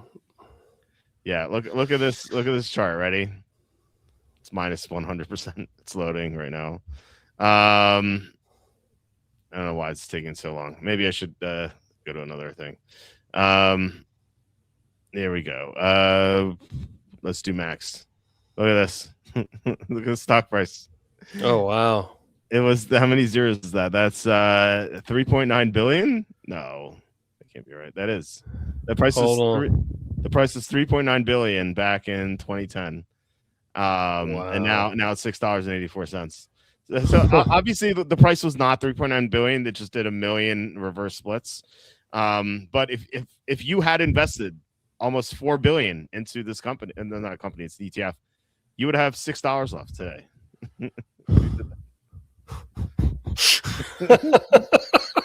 I'm just like imagining a scenario where like that happened to somebody. Just holding. It's going to turn around. It's going to turn around. Yeah. At this point, you should just keep it. Yeah. Well, I disagree. I disagree. So it's fun. It's like it's funny that you would say that, and everyone I've shown this chart to, almost everyone I've shown this chart to, is like has said the same thing to me. Do you want to guess what that is? That they never would have bought it in the first place. I don't know. No. Think about like investing opportunities now. If you they said they're going to buy it now. They always said, "Oh, do you think it's going to go back up?"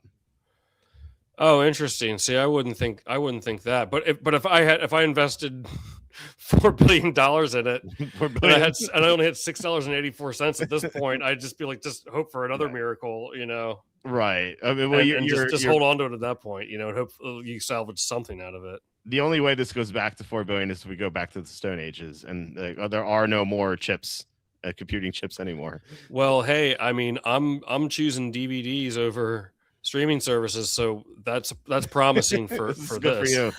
This is your type of ETF. Yeah. Oh, I think I'm going to buy some. Yeah. Fucking got out. Thanks for the advice, Walter. Yeah. And then I'm gonna be out there living high on the hog after. You imagine if like people stopped doing AI and stopped doing computing chips, and like you're suddenly a billionaire because that happened. Yeah. Because I spread the word about the DVDs. Like, come on back, everybody, and that this stalls everything. People realize how good they had it without all that nonsense. Yeah. And everyone's like, no more, dude. The people stand up and fight back against the freaking machine. And I'm sitting there holding Direxion Daily Semiconductor Bear 3X, and I'm just like over here, dude. We got front row tickets to the Rams this year, Walter. You're like Commander Adama from Battlestar. I don't know if you ever saw that show, but basically, like the robots take over humanity because they're able to hack all the spaceships and cause them to self-destruct. But the only one they can't hack is the old ship that this commander doesn't want to like renovate, or that's like they can't get into the framework and hack it, and so it's the only ship surviving. So like you're with your VHS, like you're the one going backward to VHS. You're the Commander Adama of media. Dude, it's all part of my plan. I'm gonna pull everyone back into the freaking Bronze Age, and then I'm going to do the old bait and switch on them. I'm going to have like 1,000 shares of freaking Direxion. Yeah. Well, the answer here is it's not going back up. A Betamax. Betamax. Nice. It might like temporarily go a little higher, but like it will eventually be worth fractions of a penny. Because it's, well, first of all inverse, all these leveraged ETFs go to zero. They have to. Some quicker than others, but that's what happens. Like it just mathematically, and I mean this is betting against technology. So like I said, there's a reason why this plummeted so much. So congrats if you had a single put back in 2010, you would be worth $394 billion right now. Just one put that you could have bought maybe $400-500. That would be worth, you would be worth 395 billion off that one put. Oh my god! And if you had 10 puts, you would be the only trillionaire on the planet.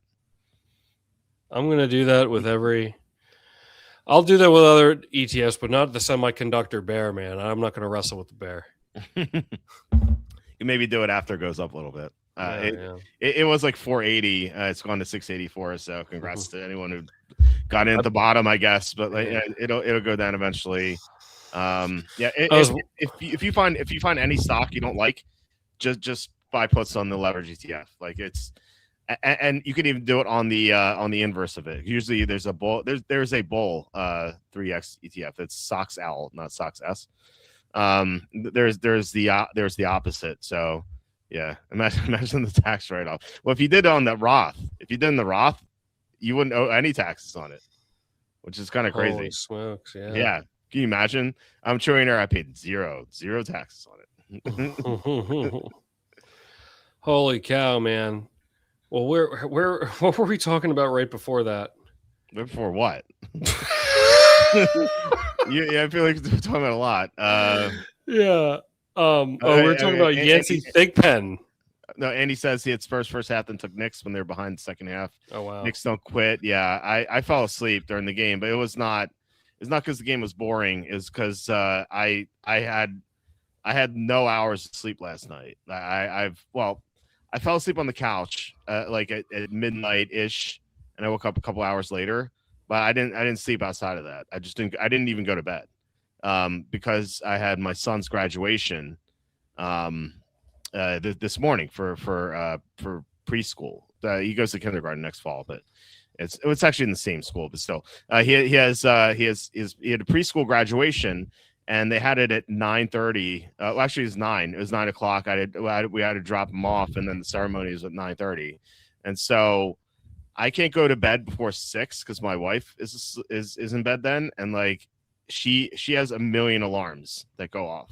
Like if I'm working, like I can't go to bed before 3:34 a.m. anyway, and so if I go to bed at 4, I get these blaring alarms at 5 because she keeps hitting snooze over and over again. So I get alarms at 5, 5:05, 5:10, 5:15, 5:20, 5:25, 5:30, 5:35, 5:40, 5:45, 5:50, 5:50, and 55, and then 6 o'clock. And then she finally gets up at 6. And it's like, I can't get to sleep after that. You have to like hit the alarm 12 times. Like you hear the alarm.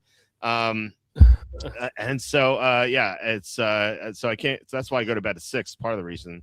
And so like, what was I going to do? Sleep for 2 hours and like, they have to get up and like, I don't know. It just wasn't going to work out. So I just stayed up and did work. So I was so exhausted that I fell asleep during the game. And I woke up at the beginning of the fourth quarter. So I missed the whole third quarter. I fell asleep during all of overtime of the Stanley Cup final last night. It was a great game, and I woke up and they were doing an interview. I was like, "Wait, is it going into double overtime?" And I was like, "Oh no, the Hurricanes won." Oh, I get tired too. Yeah. Have you framed his diploma yet? Are you talking about my diploma from handicapper school, Andy? I haven't gotten it yet, man. I didn't finish the courses, man. You said it was a fake diploma. Would you frame a fake diploma? Oh yeah.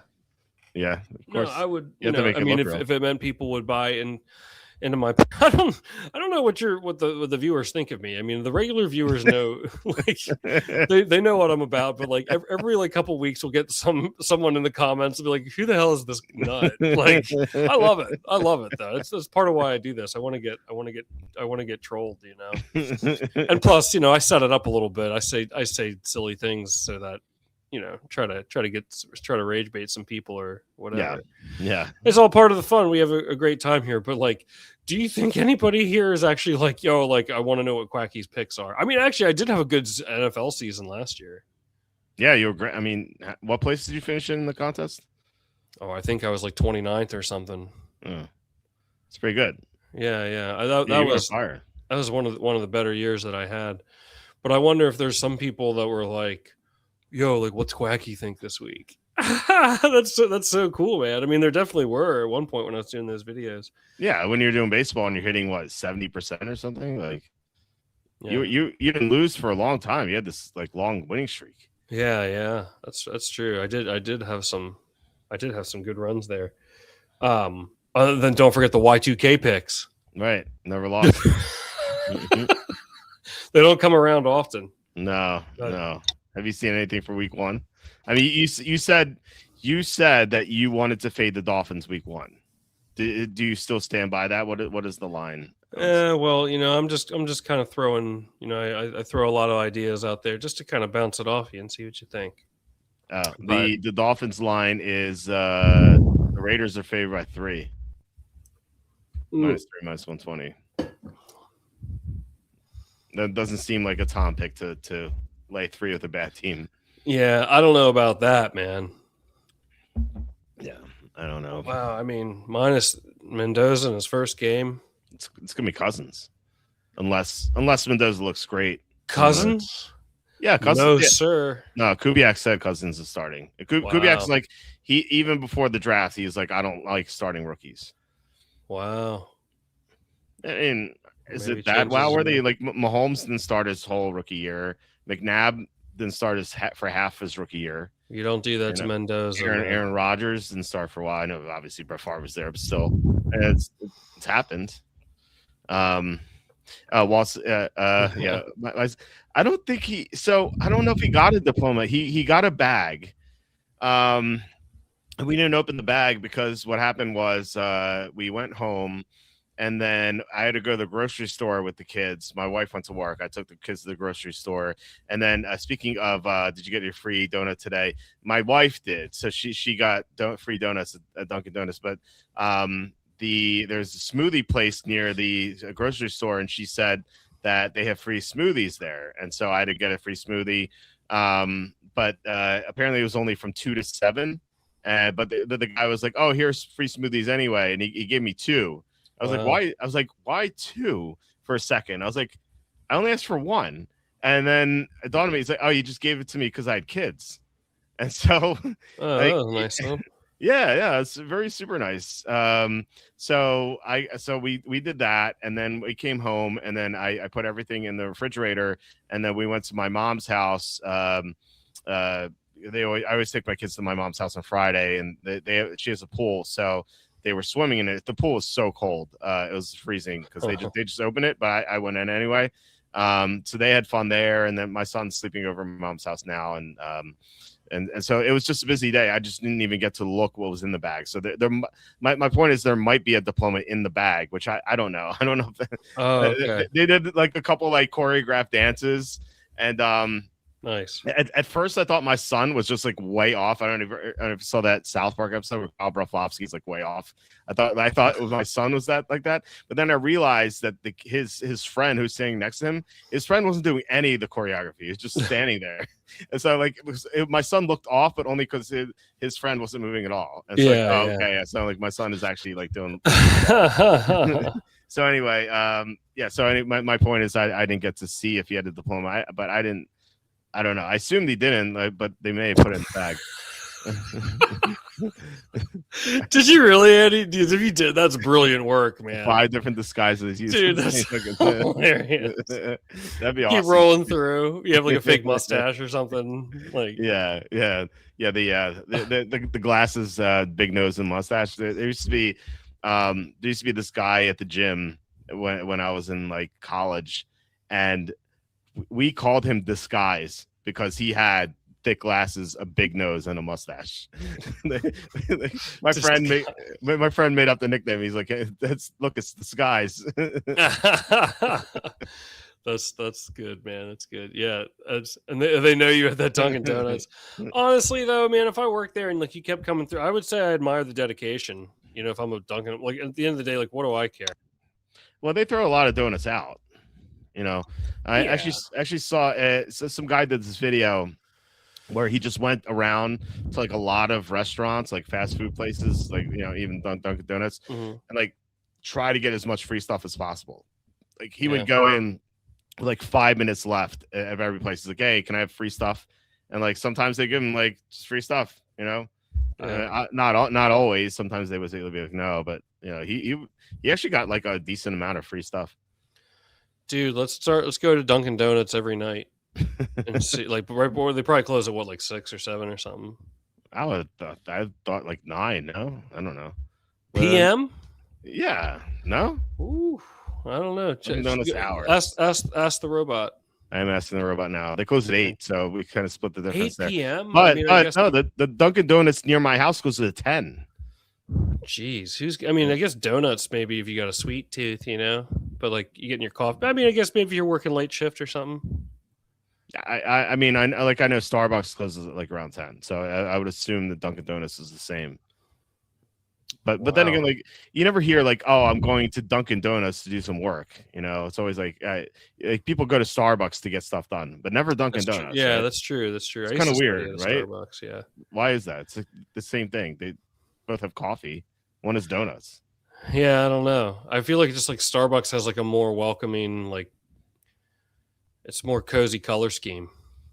It's for hipsters, you know. There's always like people in there like writing bad poems, you know. Yeah. Oh yeah. I'm gonna start writing bad poems at Dunkin' Donuts. That's funny. You could just ask ChatGPT to write you a bad poem. You don't even have to Yeah. write I'm gonna do my studies. Next time I'm studying for my test. studies. I'm gonna go do it at Dunkin' Donuts. You should. Yeah. What are you doing here? Why aren't you at Starbucks? Yeah. Or I'll do it at a how about it like a McDonald's? But Do you ever have but there are no employees in McDonald's. There's no one there. Yeah, so that's why I think it's more acceptable to do it. Yeah, the kiosk will be like, "What are you doing here?" Yeah, they don't mind. You can hang out there. Like, when's the last time you've been in a McDonald's? It's been a while for me, but I've probably been inside one like a couple of years ago. Oh, by the way, speaking of McDonald's, fast food place, Burger King near my sister's house has a huge play place.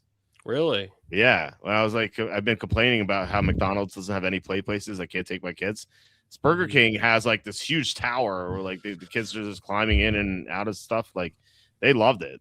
They loved going there. And the food was actually not bad. The food wasn't bad. Yeah. I hadn't had Burger King in a long time. Their cheeseburger was pretty good. Their fries are not quite McDonald's, but it was pretty good. The mozzarella sticks I regretted later, but you know, they're not quite Arby's mozzarella sticks. Yeah. Arby's reigns supreme. Oh, Arby's so good. But I haven't had Burger King in a while. I don't really eat too much fast food. I haven't even had Arby's in a while outside of Arby's. But I won't eat McDonald's anymore. You haven't had Arby's for a while outside of Arby's? No, I was saying I don't really eat fast food outside of Arby's, but I also haven't had Arby's in a while. Okay. But like I had a few months ago, I think, it must have been in like February. And I drove up to Pennsylvania and I was like, you know what? I was coming back from the trip and I was about to pull into my dad's house. And, so I'm finishing up like a 12-hour straight drive. Mm-hmm. And it's like, I don't know, like midnight. So I was just like, I'll just grab some McDonald's and eat when I get home. I'm going to be at his house in like 5 minutes. Right. And it's like at the end of a long drive, you kind of want some comfort food too. You've been like on high alert for a while. Dude, it sucked. I threw half of it away. What'd you have?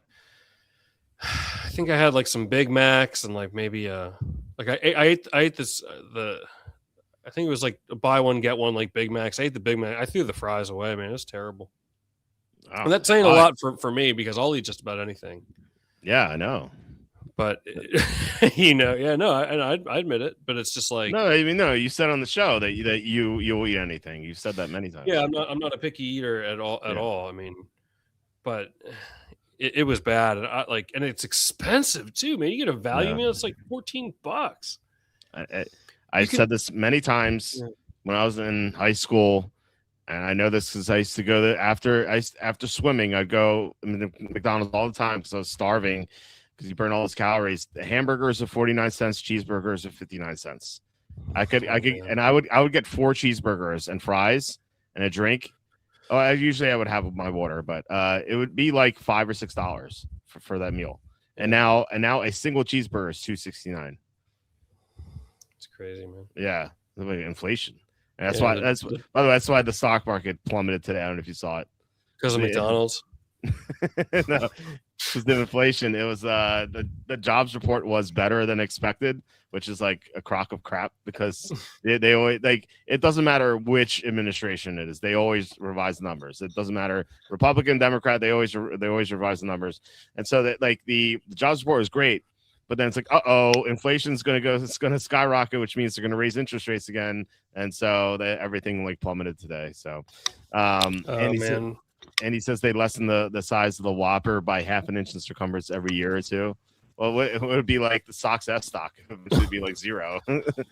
Pull. I remember it used to be $1 billion. Yeah. Not zero. Pull up a picture of Don Gorski, the guy that's eaten like 30,000 Big Macs. Don Gorski. Yeah, Gors. There he is. Yeah, right there. This guy. This guy's eating like 30,000 Big Macs. Like a. Yeah, look at this. Yeah, can you make the big? Look at his haircut, man. I don't know. I feel like if you're eating that many Big Macs, you gotta have that sort of haircut. But he's like look at him there on the left. That's his wife. Look at him there on the left. Like he's which one?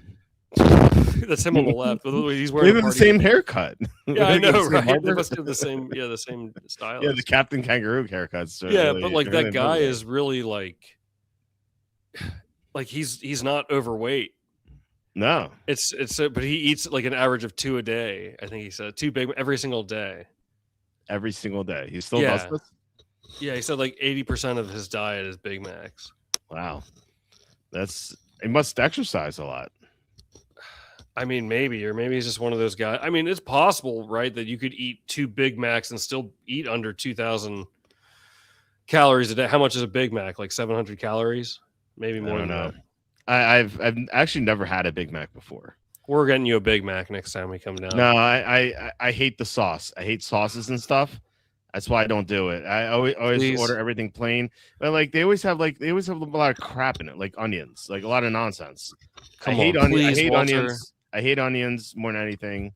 I hate mustard. I hate mayo. I hate mayo too. I like tomatoes in the cheeseburgers. Like, no, thank you. Like, you need to have tomatoes in there. I love it. No, it's terrible. Come on, man. Please do one. You could be the next Don Gorski. it looks like Bill Gates in the middle. Yeah, I can see. Look how happy he is there. I know. I just watched Super Size Me. Have you ever seen that? Did we talk about this recently? We talked about Super Size Me like 8,000 times.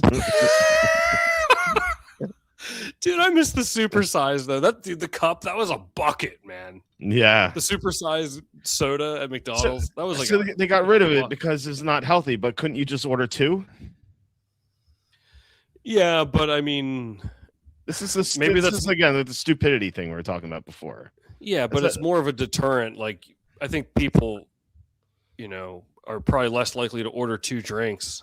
It's not a deterrent. I wrote a story. It is a not a deterrent at all. I wrote a story and my friend told me. My friend visited me from Florida. He told me a story about this. A huge, like outrageously obese guy, and he said he went to McDonald's with him maybe a couple years ago, and he ordered 14 cheeseburgers. And it was like a bunch of 3 large fries or something, and then 3 Diet Cokes. And then he's like, "Are you on a diet?" He's like, "No, I just don't like Coke." So anyway, he gets the order. He gets the 14 cheeseburgers, and my friend's like, "Oh, can I have one?" And he's like, "Yeah." And he reaches in the bag. He's like, "No, you go order. You go order one." And so he ate 14 cheeseburgers. This guy. Dude, and so that's awesome. Right. And so like it's not a deterrent. You could just order more. And like the people this is supposed to help, like this guy, it's not helping. They just order more. It's all a scam. It's like, oh, you got to be healthy. No, they just order more. If they put a cap on what you order, like a bartender, it's like, oh, you've been cut off. Like, first of all, I'd be opposed to that, but like that would make sense, if you're trying to make people healthy. But like it's so stupid. It's just going to order double, and it's probably worse for you if you order double. I just feel like more people are less likely to be like, oh, okay, like, can I get a large, like a supersized or like a large number 1 with a Coke and another large Coke? Yeah. I don't know. Maybe I'm just like, I would feel weird saying that, but I've done that on an app before where I ordered 2 drinks. So, I mean, yeah, I don't know. I don't know. I mean, I just think that McDonald's, it didn't hurt. Well, it didn't hurt him for a long time. Now I think McDonald's is doing very poorly. But yeah. I mean, that was in response to that documentary. They got rid of the supersize. Right. which is I guess I guess bigger fries too. The sandwich sizes. I mean, the sandwiches have only gotten smaller. Yeah, it's true. Shrinkflation. Years. And he's asking, why don't NHL teams go to Japan and hire sumo wrestlers as goalies? Here's the answer. The sport requires intense agility, mobility, and complex reflexes, though large, the sumo wrestler could not cover the entire 6x4 net, and their lack of skating ability would leave open areas for NHL players to easily score. This is offensive to me. How do they know that sumo wrestlers don't have skating ability? Yeah, I know. If I was a sumo wrestler, I would learn to skate. Oh my God! Can you imagine how great of a goalie you'd be? You'd be better than Patrick Bois or Brodeur. You'd be amazing. Yeah, I mean, if you could, it would just be it's a rare combination or a more rare combination to be large and agile, I guess. Yeah. And you got to do it on skates, right? You know, but because like these NHL players, I mean, they can put that puck anywhere they want, essentially. True. You know, so, but yeah, like what if you just got someone from like My 600-Pound Life and just plop them in front of there? There's got to be, but they definitely wouldn't be able to stand on the skates. Right. But do they need to just have them sit there? Sit down on the ground. Yeah, I feel like that can't be allowed. Why not? It's like, but like it would literally be like having a brick wall in there. No, it couldn't cover the whole net.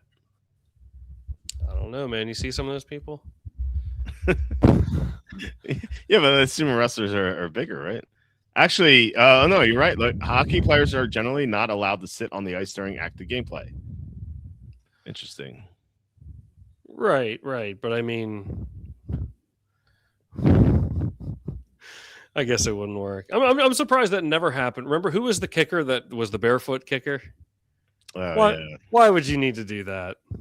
Yeah. Well, I mean, hockey players used to play with no helmet. And then they outlawed that, but the guys who were still in the league, that was grandfathered in. Then there was one guy in the Flyers who never wore a helmet, and it's kind of like that when I swam in high school. There's one guy I was friends with. I knew him from my neighborhood, but he swam for one of the other high school teams.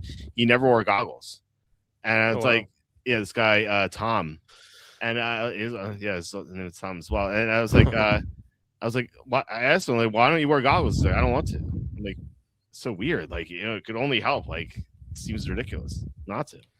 But he just never did. Those small goggles never helped me. The small goggles? Like the tiny ones, like the big ones that you go like snorkeling with. The snorkeling, right? Yeah, I could see through those, but like the little ones, like it made my vision worse. Oh, it's so water doesn't get in your eyes. You can keep your eyes open. Your vision's still gonna be compromised because like you have something blocking you, but it's just so you can go underwater without water getting in your eyes. Yeah, I just never understood why I couldn't just wear the big goggles so I could see where I was going too. I guess it would slow you down a little more. Well, yeah, but also diving in with wearing that would just come off. Yeah. Oh man, I can't believe you were a swimmer, man. That's hard. That's hard to do. It's hard exercise. Yeah, it was I missed the meets. I wouldn't miss the swim meets, the competition. I used to trash talk my opponents all the time.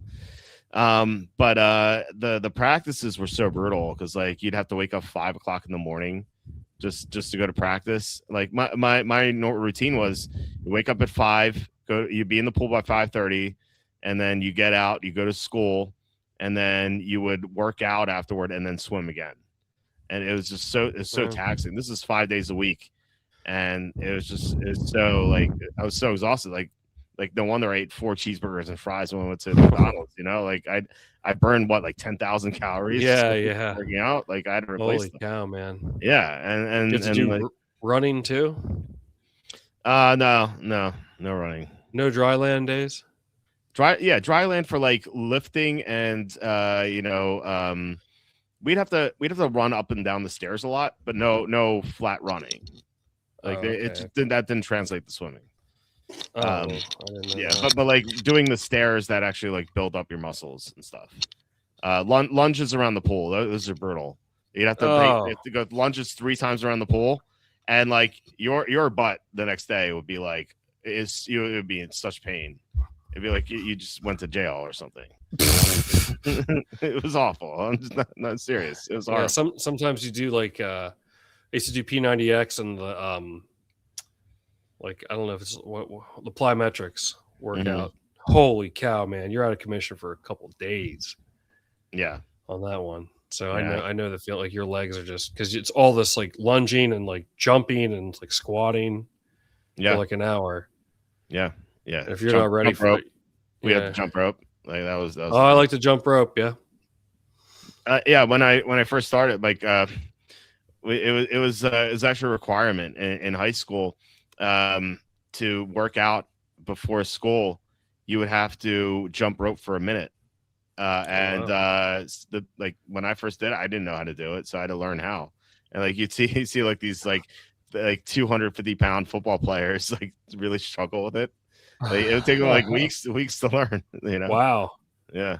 Yeah, I don't know. I was always pretty good at jump rope. Yeah, I actually got pretty good at it. I actually ended up buying jump rope with weights attached to it Really? on each side. Yeah, so I used to do it. I used to go for like 3 minutes. Wow. But could you pogo stick for? I never tried. I've never seen a pogo stick in my life. Yeah, I mean, I don't know. Maybe we could put our skills together here. Jump rope pogo stick. Yeah, yeah. I could. Yeah, I could jump rope. I would pogo stick with you. You would jump, and I would pogo. Mm. That wouldn't work so well right now with my sprained ankle, but maybe eventually. It's been 7 months since I've had the injury. It's still bothering me. Oh, geez. You need to check that out so you can start jumping rope again. I finally got my X-ray results. I've been trying since February. I finally got them. Okay. And what were the results?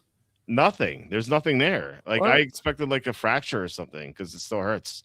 And they're like, "Oh, there's nothing." I'm like, "Okay, so what do I do?" They're like, she's like, "I don't know." I swear, my doctor's office, like, there's something wrong with these people there. I like my doctor, but the people who work in that office, I swear, they're like mentally challenged. It's like, I call them. I've been trying to get I'm honestly I've been trying to get this X-ray since February. I finally got it in the middle of May, and it took them like 3 weeks to get the results, even though the X-ray technician said it would be 2 days. It took them 3 weeks, and I called them. I called them on Thursday, I think. Yeah, it was Thursday, and I said, do you guys finally have my X-ray results?" And they're like, "Well, we'll call you back." I'm like, okay, fine. I've heard this before. So to my surprise, they actually called me back 2 hours later. I'm like, "Oh my god, is finally it?" And the woman on the phone is like, "Hi, we got we got your request for your X-ray results." I'm like, "Oh, okay. What is it?" She's like, "Oh, we don't have it yet."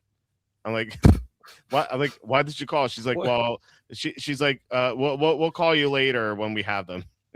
Like, what? And then she's like, "All right, bye." Like, why'd you call me? Oh my god. There's Oh something my wrong. There's god, something really dude. wrong with these people, man. Yeah, it's like this has to be like some sort of sick joke. Yeah, You know, like they're putting you it's on. yeah, and then a few hours later they called me again. I'm like, "Oh, okay, finally." This is the woman who's like, it's like, yeah, there's nothing wrong with your X-ray results. There's no fracture, no whatever, and no arthritis. And I'm like, "Okay, so what do I do?" She's like, "I don't know." She literally said, "I don't know." I'm like, "Well, should I see a podiatrist?" And she's like, "Yeah, that sounds about right." I'm That like, sounds about right. yeah, I'm like, my doctor referred to referred a podiatrist to me. I'm like, "Could you send the X-ray results to them?" And she's like, "Yeah." I'm like, "Well, I mean, like, do you know who it is? Because I don't like, I took my kids to swim lessons. I'm like, I'm not home.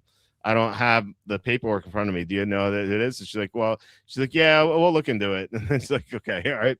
Bye. Like, I have no idea if they sent it to my podiatrist. Oh I don't my even know if god. it's not technically. I haven't seen this podiatrist yet, but they referred me to him. But yeah, I have no idea if that's ever going to get sent to them at all. I have zero faith in it. Just ice it, man. I did. I have iced it. I actually had like a it was like a pad you could tie to your ankle, and I would have that for a while because when I first sprained it, it was like severely black and blue and swollen. It looked like it was broken almost, but Oh jeez. It was so bad. Like I've had sprains before, like never like this. Like it was the most painful thing I've ever experienced. Like it was awful. Like it was like my foot bent like 120 degrees. It was crazy. Oh my God. Yeah, yeah, Oh, I'm sorry to hear that. yeah. Whoa, really? An earthquake. Yeah, we had an earthquake here, like 15 years ago. It was so weird. I was like, what is this? I've never experienced it before. 2011. Yep, you're right. 20, 15 years ago, 2011. I remember yeah. that. Yeah, we had an earthquake. Yeah, do you ever get them? Like how often is it? Like it's always it's like unsettling. It's like holy crap! Like yeah, I couldn't imagine living through this like multiple times per year. Mm-hmm. And then we had the hurricane right after that, did we not? Yeah, was that the same year? Yeah. Okay. That was 2010, wasn't it? Nope. So Right that earthquake was August 2011. Okay. And the hurricane was, I believe, end of October 2011. I think it was like right on. Yeah, it was right before Halloween. I'm sorry. No. I'm wrong. 2012. That was the hurricane. I'm thinking October. of a different. I'm thinking of a different hurricane then. No, there was a bad hurricane. You would have remembered it because I remember where I was. Wait. No, there was a really bad hurricane in August of either 2010 or 2011. I think it was 2010. There was one in 20. No, it was. You're right. There was one in 2011 and one in 2012. The one in 2011, I remember the park by the house I was living in. There was a basketball court, and the water was right up below the rim, so it was almost 10 feet of water. Yeah, that was 2011. But then there was another one in 2012. Yeah. Holy cow! Were you scared, Andy? Yeah. At first I was like, what is this? And then you realize what it is. Because I never experienced it before. What, an earthquake? Yeah. I don't remember, man. Well, you weren't here? You were. I was, but I don't know. Maybe I was asleep or something. It was it was in the morning. I think it was like 10 or 11 a.m. in the morning. I might have been sleeping. Yeah, maybe. I don't know. Because I was working late nights then, so maybe I was. I don't know. Okay. Yeah, I might have been sleeping until the next day. Yeah, it was definitely before noon because I had just woken up and I was in my office working. So which would put it around 10 or 11. Yeah. Wow. Not at all. I felt 6 to 10 quakes. Oh wow. Well, yeah, I've only had one, so we're definitely definitely less common here than that.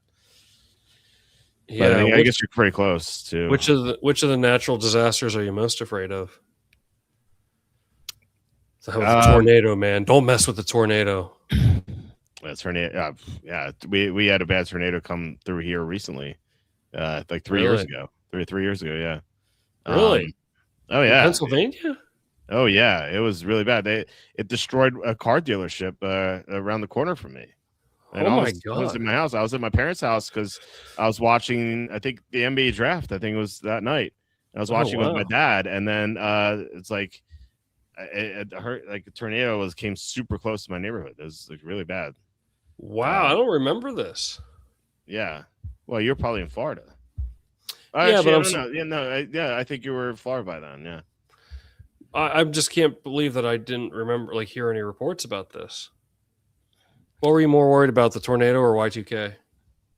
We talked about that before. I am. I was not worried about Y2K at all. Once I told you this. Once my computer science teacher said we're going to fix Y2K, and so they had us reprogram some stuff with code, and it was easy. And I was like, wait, I'm an 11th grader fixing this Y2K code. Like, if I can do it, like, it doesn't seem that dire to me. Yeah, I was never worried. I was 13, but I was never worried. Yeah. My dad, because I asked my dad if he was nervous, he said not really, but he did buy a generator. He uses that same generator to this day. Oh wow. Yeah. Well, so he was like, yeah. He's like, it's not like I went out of I didn't waste any money. He's like, I've been using this for 27 years. So. No, it's good to have. Maybe it's a blessing in disguise. Yeah. I think he has used it for power outages or something too, or I don't know. Yeah. But yeah, that's been it was a good Y2K inspired investment. Yeah. I wonder how many other people did that. It's Oh kind of my God, it's yeah. almost like the uh Flash in the Past. What is that? The Brendan Fraser movie where the guy Yeah. he is the bunker for because this is the Cold War. It's one of my And favorite movies of all time. yeah, that's a great movie. I love that movie. Yeah, I haven't seen it in a long time, but that one I could get through without any breaks Oh yeah, I have it. In fact, maybe I bought it actually. on VHS. No, I have it on I bought it on streaming service because I love it. Okay. It's one of my favorite movies of all time. Oh, that's great. Whenever he goes to the deli and he's like he orders all that meat, and I love the guy working the deli. He's like, you can get an order that large delivered to your home. And Brendan, he's like, really? That would be great. Except it just occurred to me that I don't know where home is. I'm lost. Like, do you know where I live? No. He goes, would you excuse me? Gladly. And then he just runs off. It's like he's so excited. He's like, really? Because that would be great. It just occurred to me I don't know where home is. It's it works on so many different levels, man. Yeah. It's Blast from the Past. If you haven't seen it, that's another good one. Yeah, it just reminded me of the we just circle back to Twin Peaks season 3. It's like the mentally challenged version of Kyle MacLachlan. Like it's like, where do you live? He's like, red door. Like, what? It's like house has red door. I'm really intrigued by this now, though. I mean, I know it's like it's really a cult classic, but I'm not joking. It's my second favorite show of all time, Twin Peaks. It's definitely weird, and I think you need to give it a few episodes until you really kind of get the flow of it and really understand what's going on. I said this before. It's like absolute genius by the creator of the show who it's like episode 3 or 4 or 5. Like it was one of the episodes of season 1 where one character says to the other, I'll see you in 25 years. And like season 3 is 25 years after that. Yeah. He planned the whole time. He got everyone back. Everyone who's still alive, he got back to do the show in season 3. And like it fit perfectly into what he was planning to do. Where can I watch it? Let me see. It used to be on Netflix, but you don't have that. Yeah. Do you? I mean, you don't have anything. Give me your login. No, I'm just joking. I don't even know my login because it's connected through my Comcast. I get it for free through Comcast. Oh right. I don't even log in. It's just like, hey, it's there. Let's go Netflix, and it's in. To stream Twin Peaks, your best bet is Paramount Plus. And then you can also find the original run on Mubi. I don't know, or watch it for free with ads on Pluto TV. Okay, Pluto TV might be. Is Pluto TV free? Let me see. Pluto, I think, is, and so is Tubi. Yeah, Pluto TV is free. We got Harambe Slayer here. Yeah, there you go. Yeah, Pluto TV is free. We sure do. Yeah, George, it sounds like we need to financially goal it and turn them into sooner. By the way, I Pluto TV is free, so you can do that. But anyway, I've read that sumo wrestling is the most corrupt sport in the world. We should find an inside info on sumo wrestling then. Yeah, because how it works is how good of a sumo wrestler you are determines your just your standing in life. Like the better you are, like the more they give you. And like if you're a terrible sumo wrestler, like you live in like squalor. So what happens sometimes is like the higher end sumo wrestlers, they'll sometimes throw a match for the lower end guys if they're friends, just so they can have just a better standing in life. So if you can find those edges and you can find a betting market somehow, then oh my god, we got to get in on that. You can make more money than buying puts on Success. So I should not really. No, don't mess with the bear, man. Buy it up. No, don't listen to me. Thanks for joining, Harambe. Yeah. Look at the Foxy. Man, we got what's the streamer? Oh, you had me for a second there. Let's support each other, grind, maybe play games. Sometimes let's connect and make. You want to grind with the Foxy? I sounds hot. Yeah. Oh, he means like the rise and grind to really put the work in. Oh yeah, Dude, could you imagine that? Like tomorrow, like you're on the phone with Foxy. We're like, yo, what's up, like Foxy, and you're over there. Like I'm out here grinding, man, updating the site, and you're like, yo, keep at it, son. Yeah, And like you guys are on the phone like all day. I know. When he first, yo man, I just follow you on the stream. Like he got me for a second, and then I was like, oh wait, it's a bot. Wow. I thought for a second it was real. Oh, Andy is saying Highlight is corrupt. Is it? I don't know. I would trust Andy's opinion though. I had someone reach out to me on Twitter. When I was making videos, they were like, I think it was fake, but they were like, oh, like would you consider like handicapping Highlight? But like, well, if you could find an edge somewhere, I've said this to you before. Like the people who have inside info on WNBA probably make a killing because because there's barely any reports on it. And like I try to do this once with like DFS WNBA because the prize pool isn't great, but it's like a couple thousand the first sometimes. Yeah. But like there's no info out there on any of this. You can't even find starting lineups most of the time. But like if you're a reporter for the games or someone, if you have inside info, I guarantee you can make it going. How do we get in there? Maybe I could just apply for a job for the WNBA. You could be our eyes on the ground. Oh, I could do eyes on the ground, dude. That would be awesome. That would be huge. That would really be huge. Yeah, let's start betting WNBA. Oh man, what else we got here? I can't. Hey, if you're not tuning into the Stanley Cup Finals, you should be. It's fun. It's been a great series so far. At least my bad chats and just hammered coming back from the pub. No, you're good, Harambe. We appreciate you not being spammed. We did have a question earlier that I didn't get to. Who are you guys' favorite long shots for defensive rookie of the year, offensive rookie of the year? We also have are the Rams unbeatable? Tom says no. He says they're very beatable. In fact, he has them 11-6. Yeah, I mean, I'm exaggerating a bit, but I'm just look. My main point is that.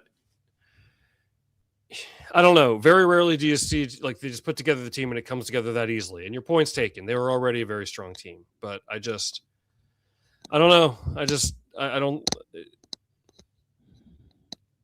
contrarian in that way because everyone's like, oh, they're definitely going to win. Nah, I don't think so. I'll be the first one to say no. So it's that more than anything. But you see that they should be the favorites, though, right? Yeah, but they're definitely more. I think they're more vulnerable than people think. That's what I'm getting at. Yeah, and I said that every team is vulnerable. I think, but not Green Bay, man. They're going to be legit. Yeah, right. Actually, did you see my tweet? I said they're going to finish 5-12. Wow, we had the same record. I didn't post my season preview. It's 5-12. Yeah, I can. Let me hold on. Yeah, because I retweeted or quoted the Christian Watson signing, and I was like, they're going 5-12 this year. I am posting the codes. I didn't do this off the cuff. This is real. There you go. Wow. There you go. The Packers are a mess. They lost several key players on offense, while the defense won't be able to conjure any quarterback pressure while Micah Parsons spends time on the pup list to begin the season. Things will improve if Parsons is in full health. There's no guarantee of that. I've been 5-12. Here's what I do. By the time Parsons can come back, they might be freaking 1-6, man. They could be. So, yeah. And Andy and I are doing. Don't bring him back. Don't bring him back. Yeah. Don't bring him back this year. Tank for. I don't know. Well, that not even that. Jeremiah Smith. Like, why are you going to bring him back if you're like 1-5 or something? Come on. Yeah, I'd rather just tank for Jeremiah Smith. Don't be stupid. Just let him rest the rest of the way, and then he's going to come back next year better than ever when you guys actually maybe have a shot at something. Yeah, you always see that. Like guys coming off torn ACLs, they come back, and then it's like they injure their hamstring or something. Like RG3. Right. They overcompensate for stuff. It happened with Saquon Barkley that year he came with the torn ACL. He had hamstring issues all year.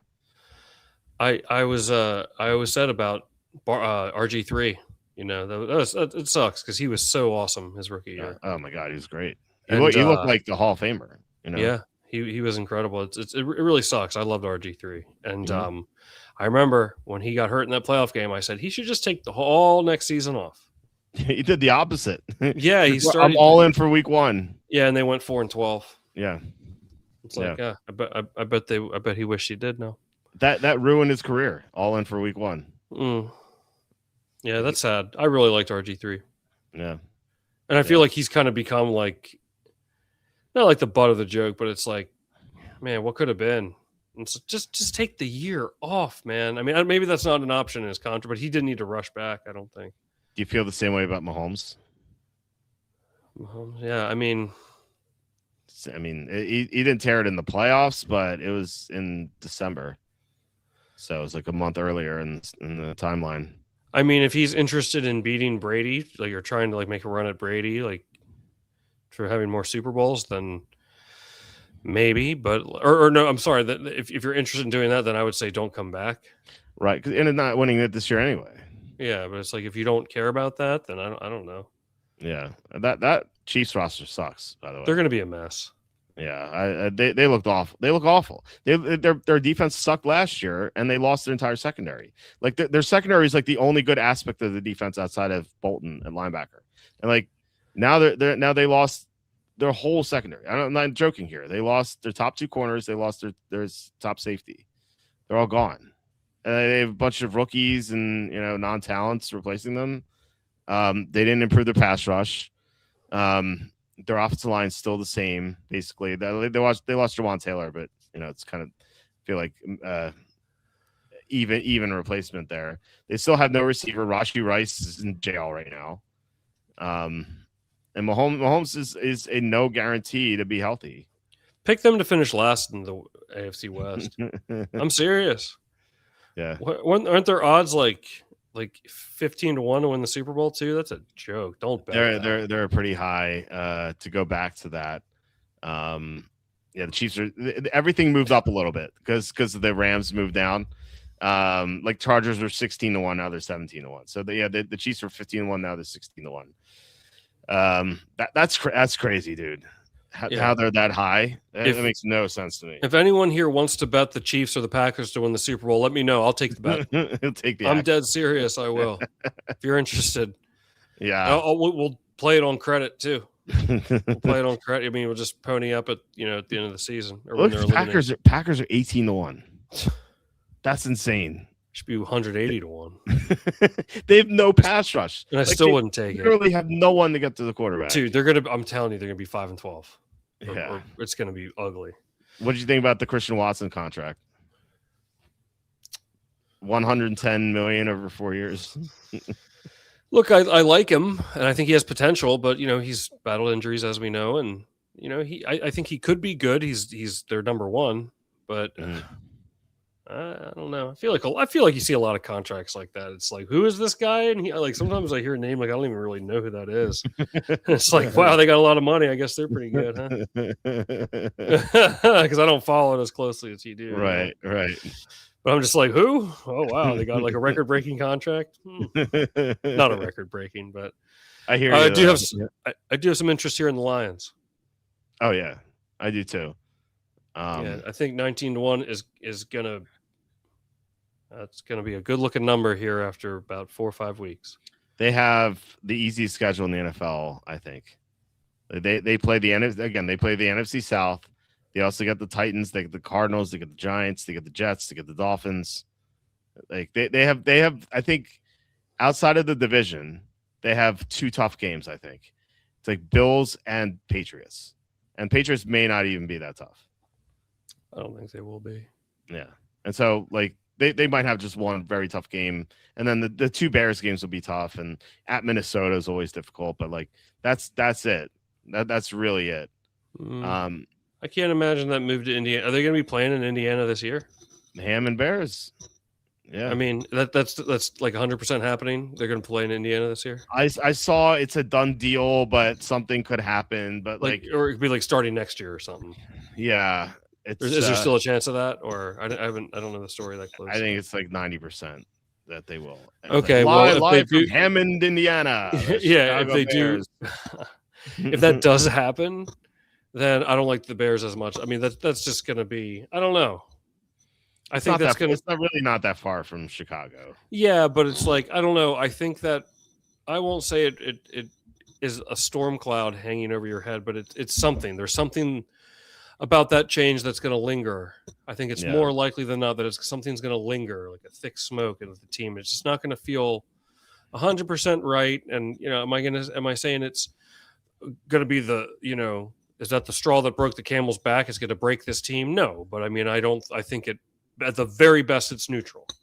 At very best. So I'm just saying, factor that in. I think the Lions win the division easily. We had higher expectations of them last year, and I think they just,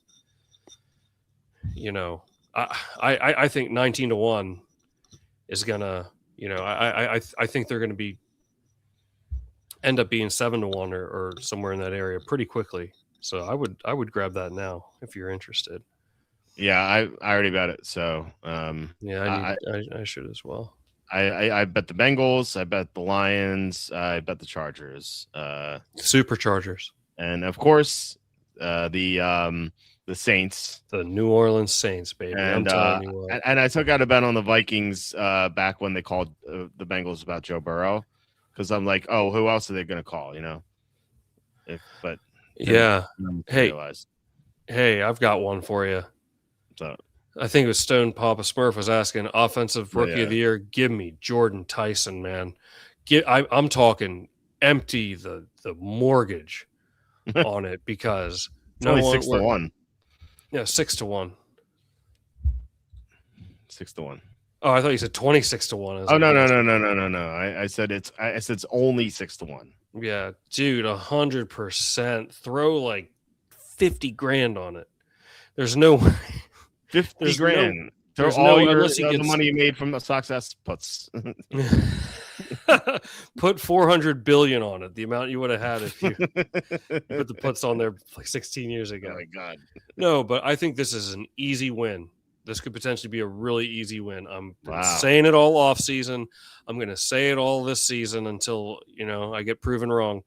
Tyler Shuck is the guy in New Orleans. I think he's going to have a great season. I love Shuck. I'm trying to get him in like round 10 of every fantasy draft I do. Kind of like last year, I tried to get Drake May in every round 10, and that worked out. So he's my guy this year. I think Tyson's definitely better than Tate. Tate went a few picks earlier. He's not a number one. He's like a number 2 possession guy. Tyson has more explosiveness. So I do like that call. But some Papa Smurf was asking for a long shot. I don't know if 30-1 is a long shot. I actually got yelled at for calling a. Oh yeah, you saw that on Twitter. I tried to chime in. What were you gonna say? No, I was just trolling. They thought I was a burner account of yours. I was like, I'm not actually a burner account. I just disguised as one. I'm just trying to stir it doesn't have to make sense. I just want to stir the pot. They're like 33-1 is not a long shot. Like look, what is the flex there? Like, are they providing like sound golf analysis, or are they just there to just mock people's like vernacular, or like that's what I wanted to know. Like they didn't like the pick, or they just didn't like that you called. They never said anything about the pick. They're like 33-1, it's not a long shot. Like, well, the favorite's 3-1. Like, but I feel like 33-1 is. Yeah, I mean, like I see what they're saying, but like, why the need to just like you're a clown for that? It's like, dude, like it's not that big of a deal. Well, some of my responses to that over the choice of the wording, it's just like I don't know, it's just so funny to me. Some of my responses to that, I'm like, well, I'm not losing my mind over one word here. I'm not like sweating this. I don't care what they have to say. Exactly. It's so stupid. But anyway, Casey Concepcion, I think, is a really good receiver, and there's a chance he's gonna be the number 1 in Cleveland. And I was like, Cleveland, but like, I look, Deshaun Watson is better than what they had last year, even though he sucks. Like, he's still better, and he's got to throw to someone, right? Like, I think Concepcion is good. I think he's really good. Mike Lachine recommended him. Mike Lachine's like, he has some great calls. He called Jonathan Taylor dominating last year. He told me to draft Casey Concepcion in I think it was around 10 or something. Yeah, I like 30-1 seems like worth it. I feel like he could be someone who just has a great year and just wins it, because like the guys at the top shouldn't be like that much of a favorite. Like Jeremiah Love, he's sharing the workload with two other guys in Arizona. Mendoza's not going to start until like week 10. Tate's not a number one, and I like this. Tyson's like the guy with the shortest odds, I would bet. Price, like they're not going to give him the full workload. They never give the guys the full workload right away. Mekhi Lemon, he's like mentally insane, and I'm not joking about that. He is literally mentally insane. Why do you think that? I don't know him at all. Well, so he got in trouble, not in trouble, but he got flagged for horrible combine interviews, and and I've heard some horrible combine interviews. So there's one player in the NFL, I won't name him because I don't want to get sued, even though it is factually correct. You can still sue me. I don't know for why. I wouldn't. It's not hurting him, but by now he's still in the NFL. This happened like 10 years ago. He's still in the NFL. He hasn't had like a good career. He's had like, okay, he's just hung around. He's been a starter sometimes and whatnot. He's from the SEC. He's a defensive lineman. He had the worst combine interviews I've heard. And it was like the combine interviews were like, so-and-so, why do you love football? And he said, and I'll curse because we're this late in the video. He's like, I love football because playing football is like hitting a bitch. So, are you being serious? Yeah. Oh my God. Yeah. So he was considered a first round prospect. He fell to round 2. I assume that he gave that answer to other teams.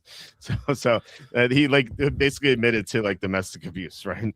So oh my God. Or if he's being literal animal cruelty, like one or the other, right? So so Mekhi Lemon had gotten into trouble for bad combine interviews, and I asked Charlie, I'm like, have you heard anything about this?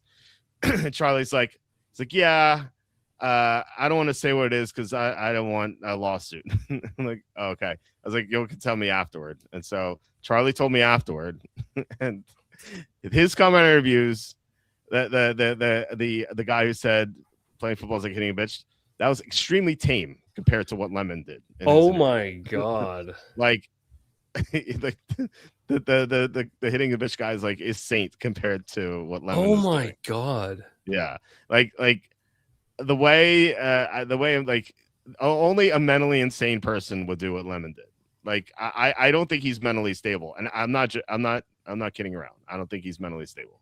Oh my God. My point is I would not bet him. Okay. Well, I just put 5,000 on him. I honestly like if the behavior persists in the NFL, like, he's not going to be on a team in a few years. Like they're not going to tolerate what he does. So yeah. So I would not bet him. And then you get to the 25-1 guys, and I'm like sitting here looking at like Beck is not definitely not Beck. Cooper is just a slot receiver. Sadiq, I don't think there's just a lot of targets in with the Jets, including another tight end. If Antonio Williams is only because he's the number 2 in Washington right now, but they could easily sign Debo or Diggs or Hill. And then I look at Concepcion. There's a good chance he's the number 1 receiver, and he makes big plays down the field. Like he's really athletic and electric. Like I think Concepcion to 30-1 is pretty good. So long shot 30-1. I like that. And you think it's going to be Deshaun Watson playing quarterback for the Cleveland Brownies to start the year? Yeah, and I think Sanders will eventually take over. But it's funny. The Browns coach came out and said we have 2 starting caliber quarterbacks in the NFL. I'm like, who? Is it Dylan Gabriel and Watson, or Gabriel and Sanders, or like which ones? Sanders did make the Pro Bowl, by the way. Oh man. So did Jamarcus Russell, though. So Flacco and Sanders made the Pro Bowl. Two of the 3 guys that they had competing for the job last year, the Browns. Dude, that's freaking awesome, man. Yeah, and they won 5 games. Dude, imagine the only team in NFL history to have 2 quarterbacks on the roster in the Pro Bowl. Wow, that's really something. Yeah. especially guys that are that good. Dude, imagine Rodgers gets hurt in week 1 and Drew Aller comes in and freaking murks at 50-1. Yeah, right. It's not gonna happen. Drew Aller, we're both Penn State guys. We know Drew Aller. Yeah. No, but really, like, who else here? Like, I mean, Boston's sort of in the same situation, but he's not as good as Concepcion. Simpson, no way. Aller, no way. Stowers, no way. Jeremy Bernard, no. Singleton, I doubt it. Coleman is okay. Like, I think Coleman might be the best running back on Denver outside of Dobbins, because Dobbins always gets hurt. But like, there's so many guys there. I like Emmett Johnson, but he's stuck behind Kenneth Walker. Ted Hurst, Tampa's 4th receiver, no. Chris Brazel, no. Chris Bell's injured. Stribling's kind of interesting. So if you want to, like, a real long shot, 60-1 DeJon Stribling, I'm thinking about this because think about the Niners players, right? You have McCaffrey, who led the league in carries last year. He's probably going to get hurt. Then you have Mike Evans, who always has hamstring issues. You have Ricky Pearsall, who's never had a healthy season. And you have George Kittle, who is coming up to torn ACL.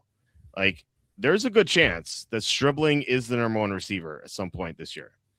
I'm just saying, and he can make big plays. They like him as a blocker. Not that wins you Rookie of the Year, but it does mean that you're going to be on the field. So I think Stribling, I think Concepcion and Stribling are good bets. We almost won with Ibuka last year. I don't know how that lost. It looked like a lock. It looked at 40-1, looked like a lock. And then kind of like my Spurs bet looked like a lock. I'm having some bad luck with these long shots here. No, I think those two guys are definitely worth looking at. Zachariah Branch to an extent, but not as I'm not as excited about that. Great insight, guys. I have a dynasty draft tomorrow at 7, so thank you for dropping all that at 105, 108, 205, 208. Thoughts on Raridon?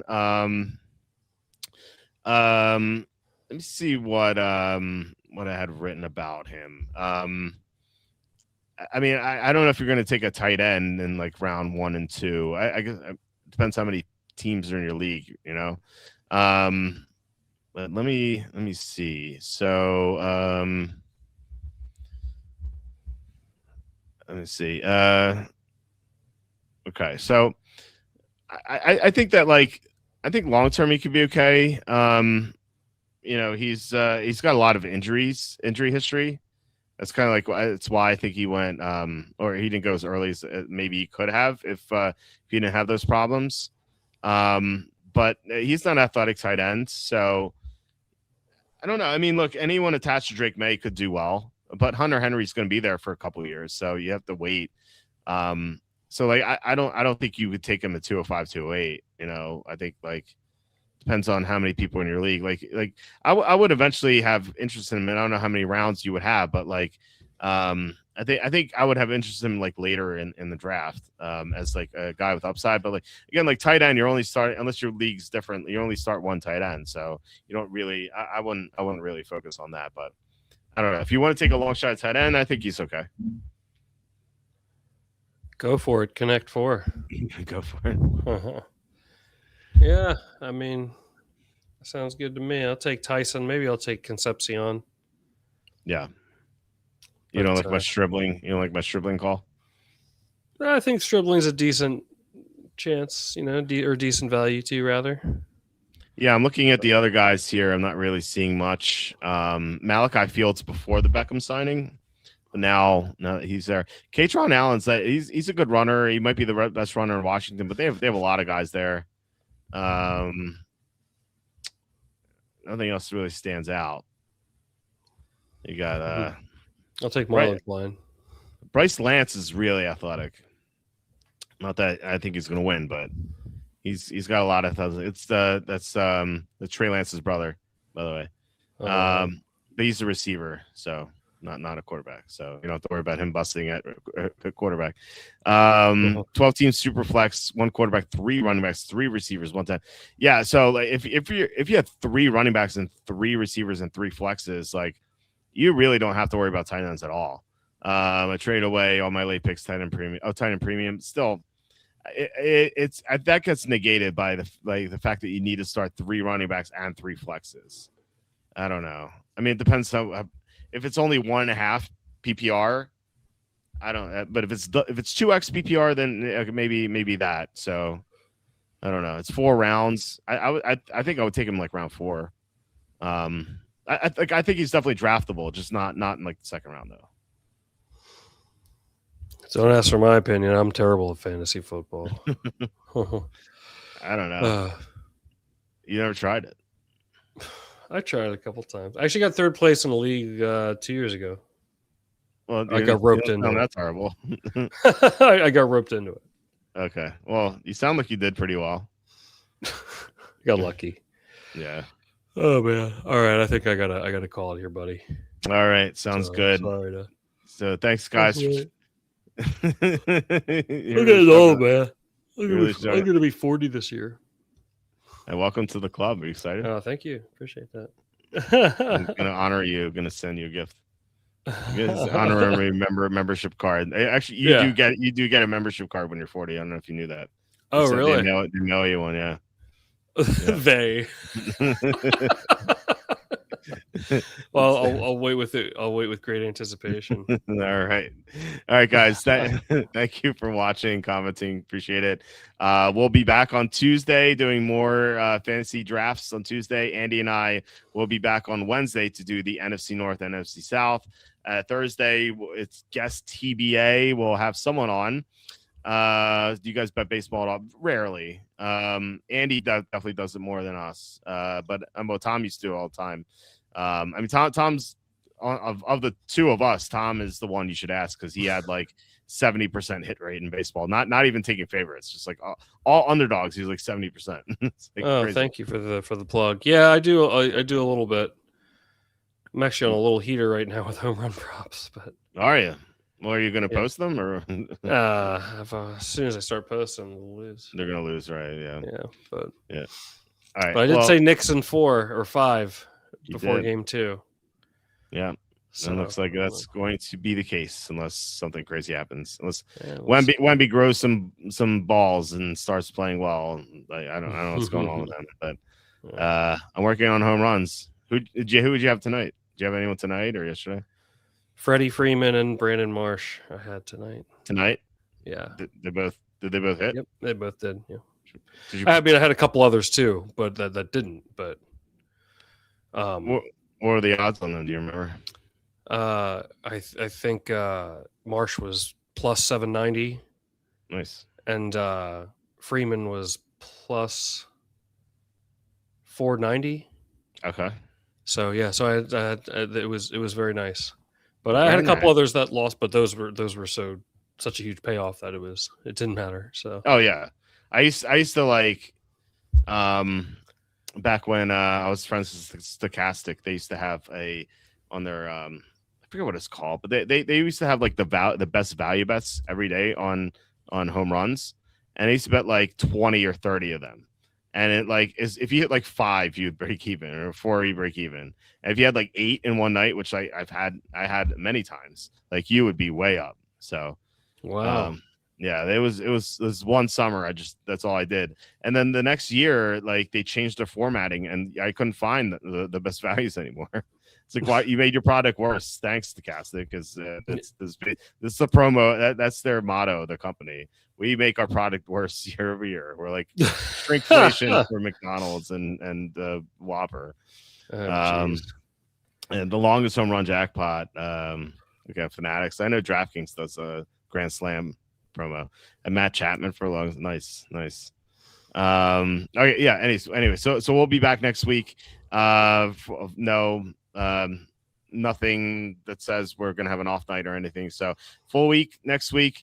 So please hit like, subscribe, comment below, share this video, visit walterfootball.com.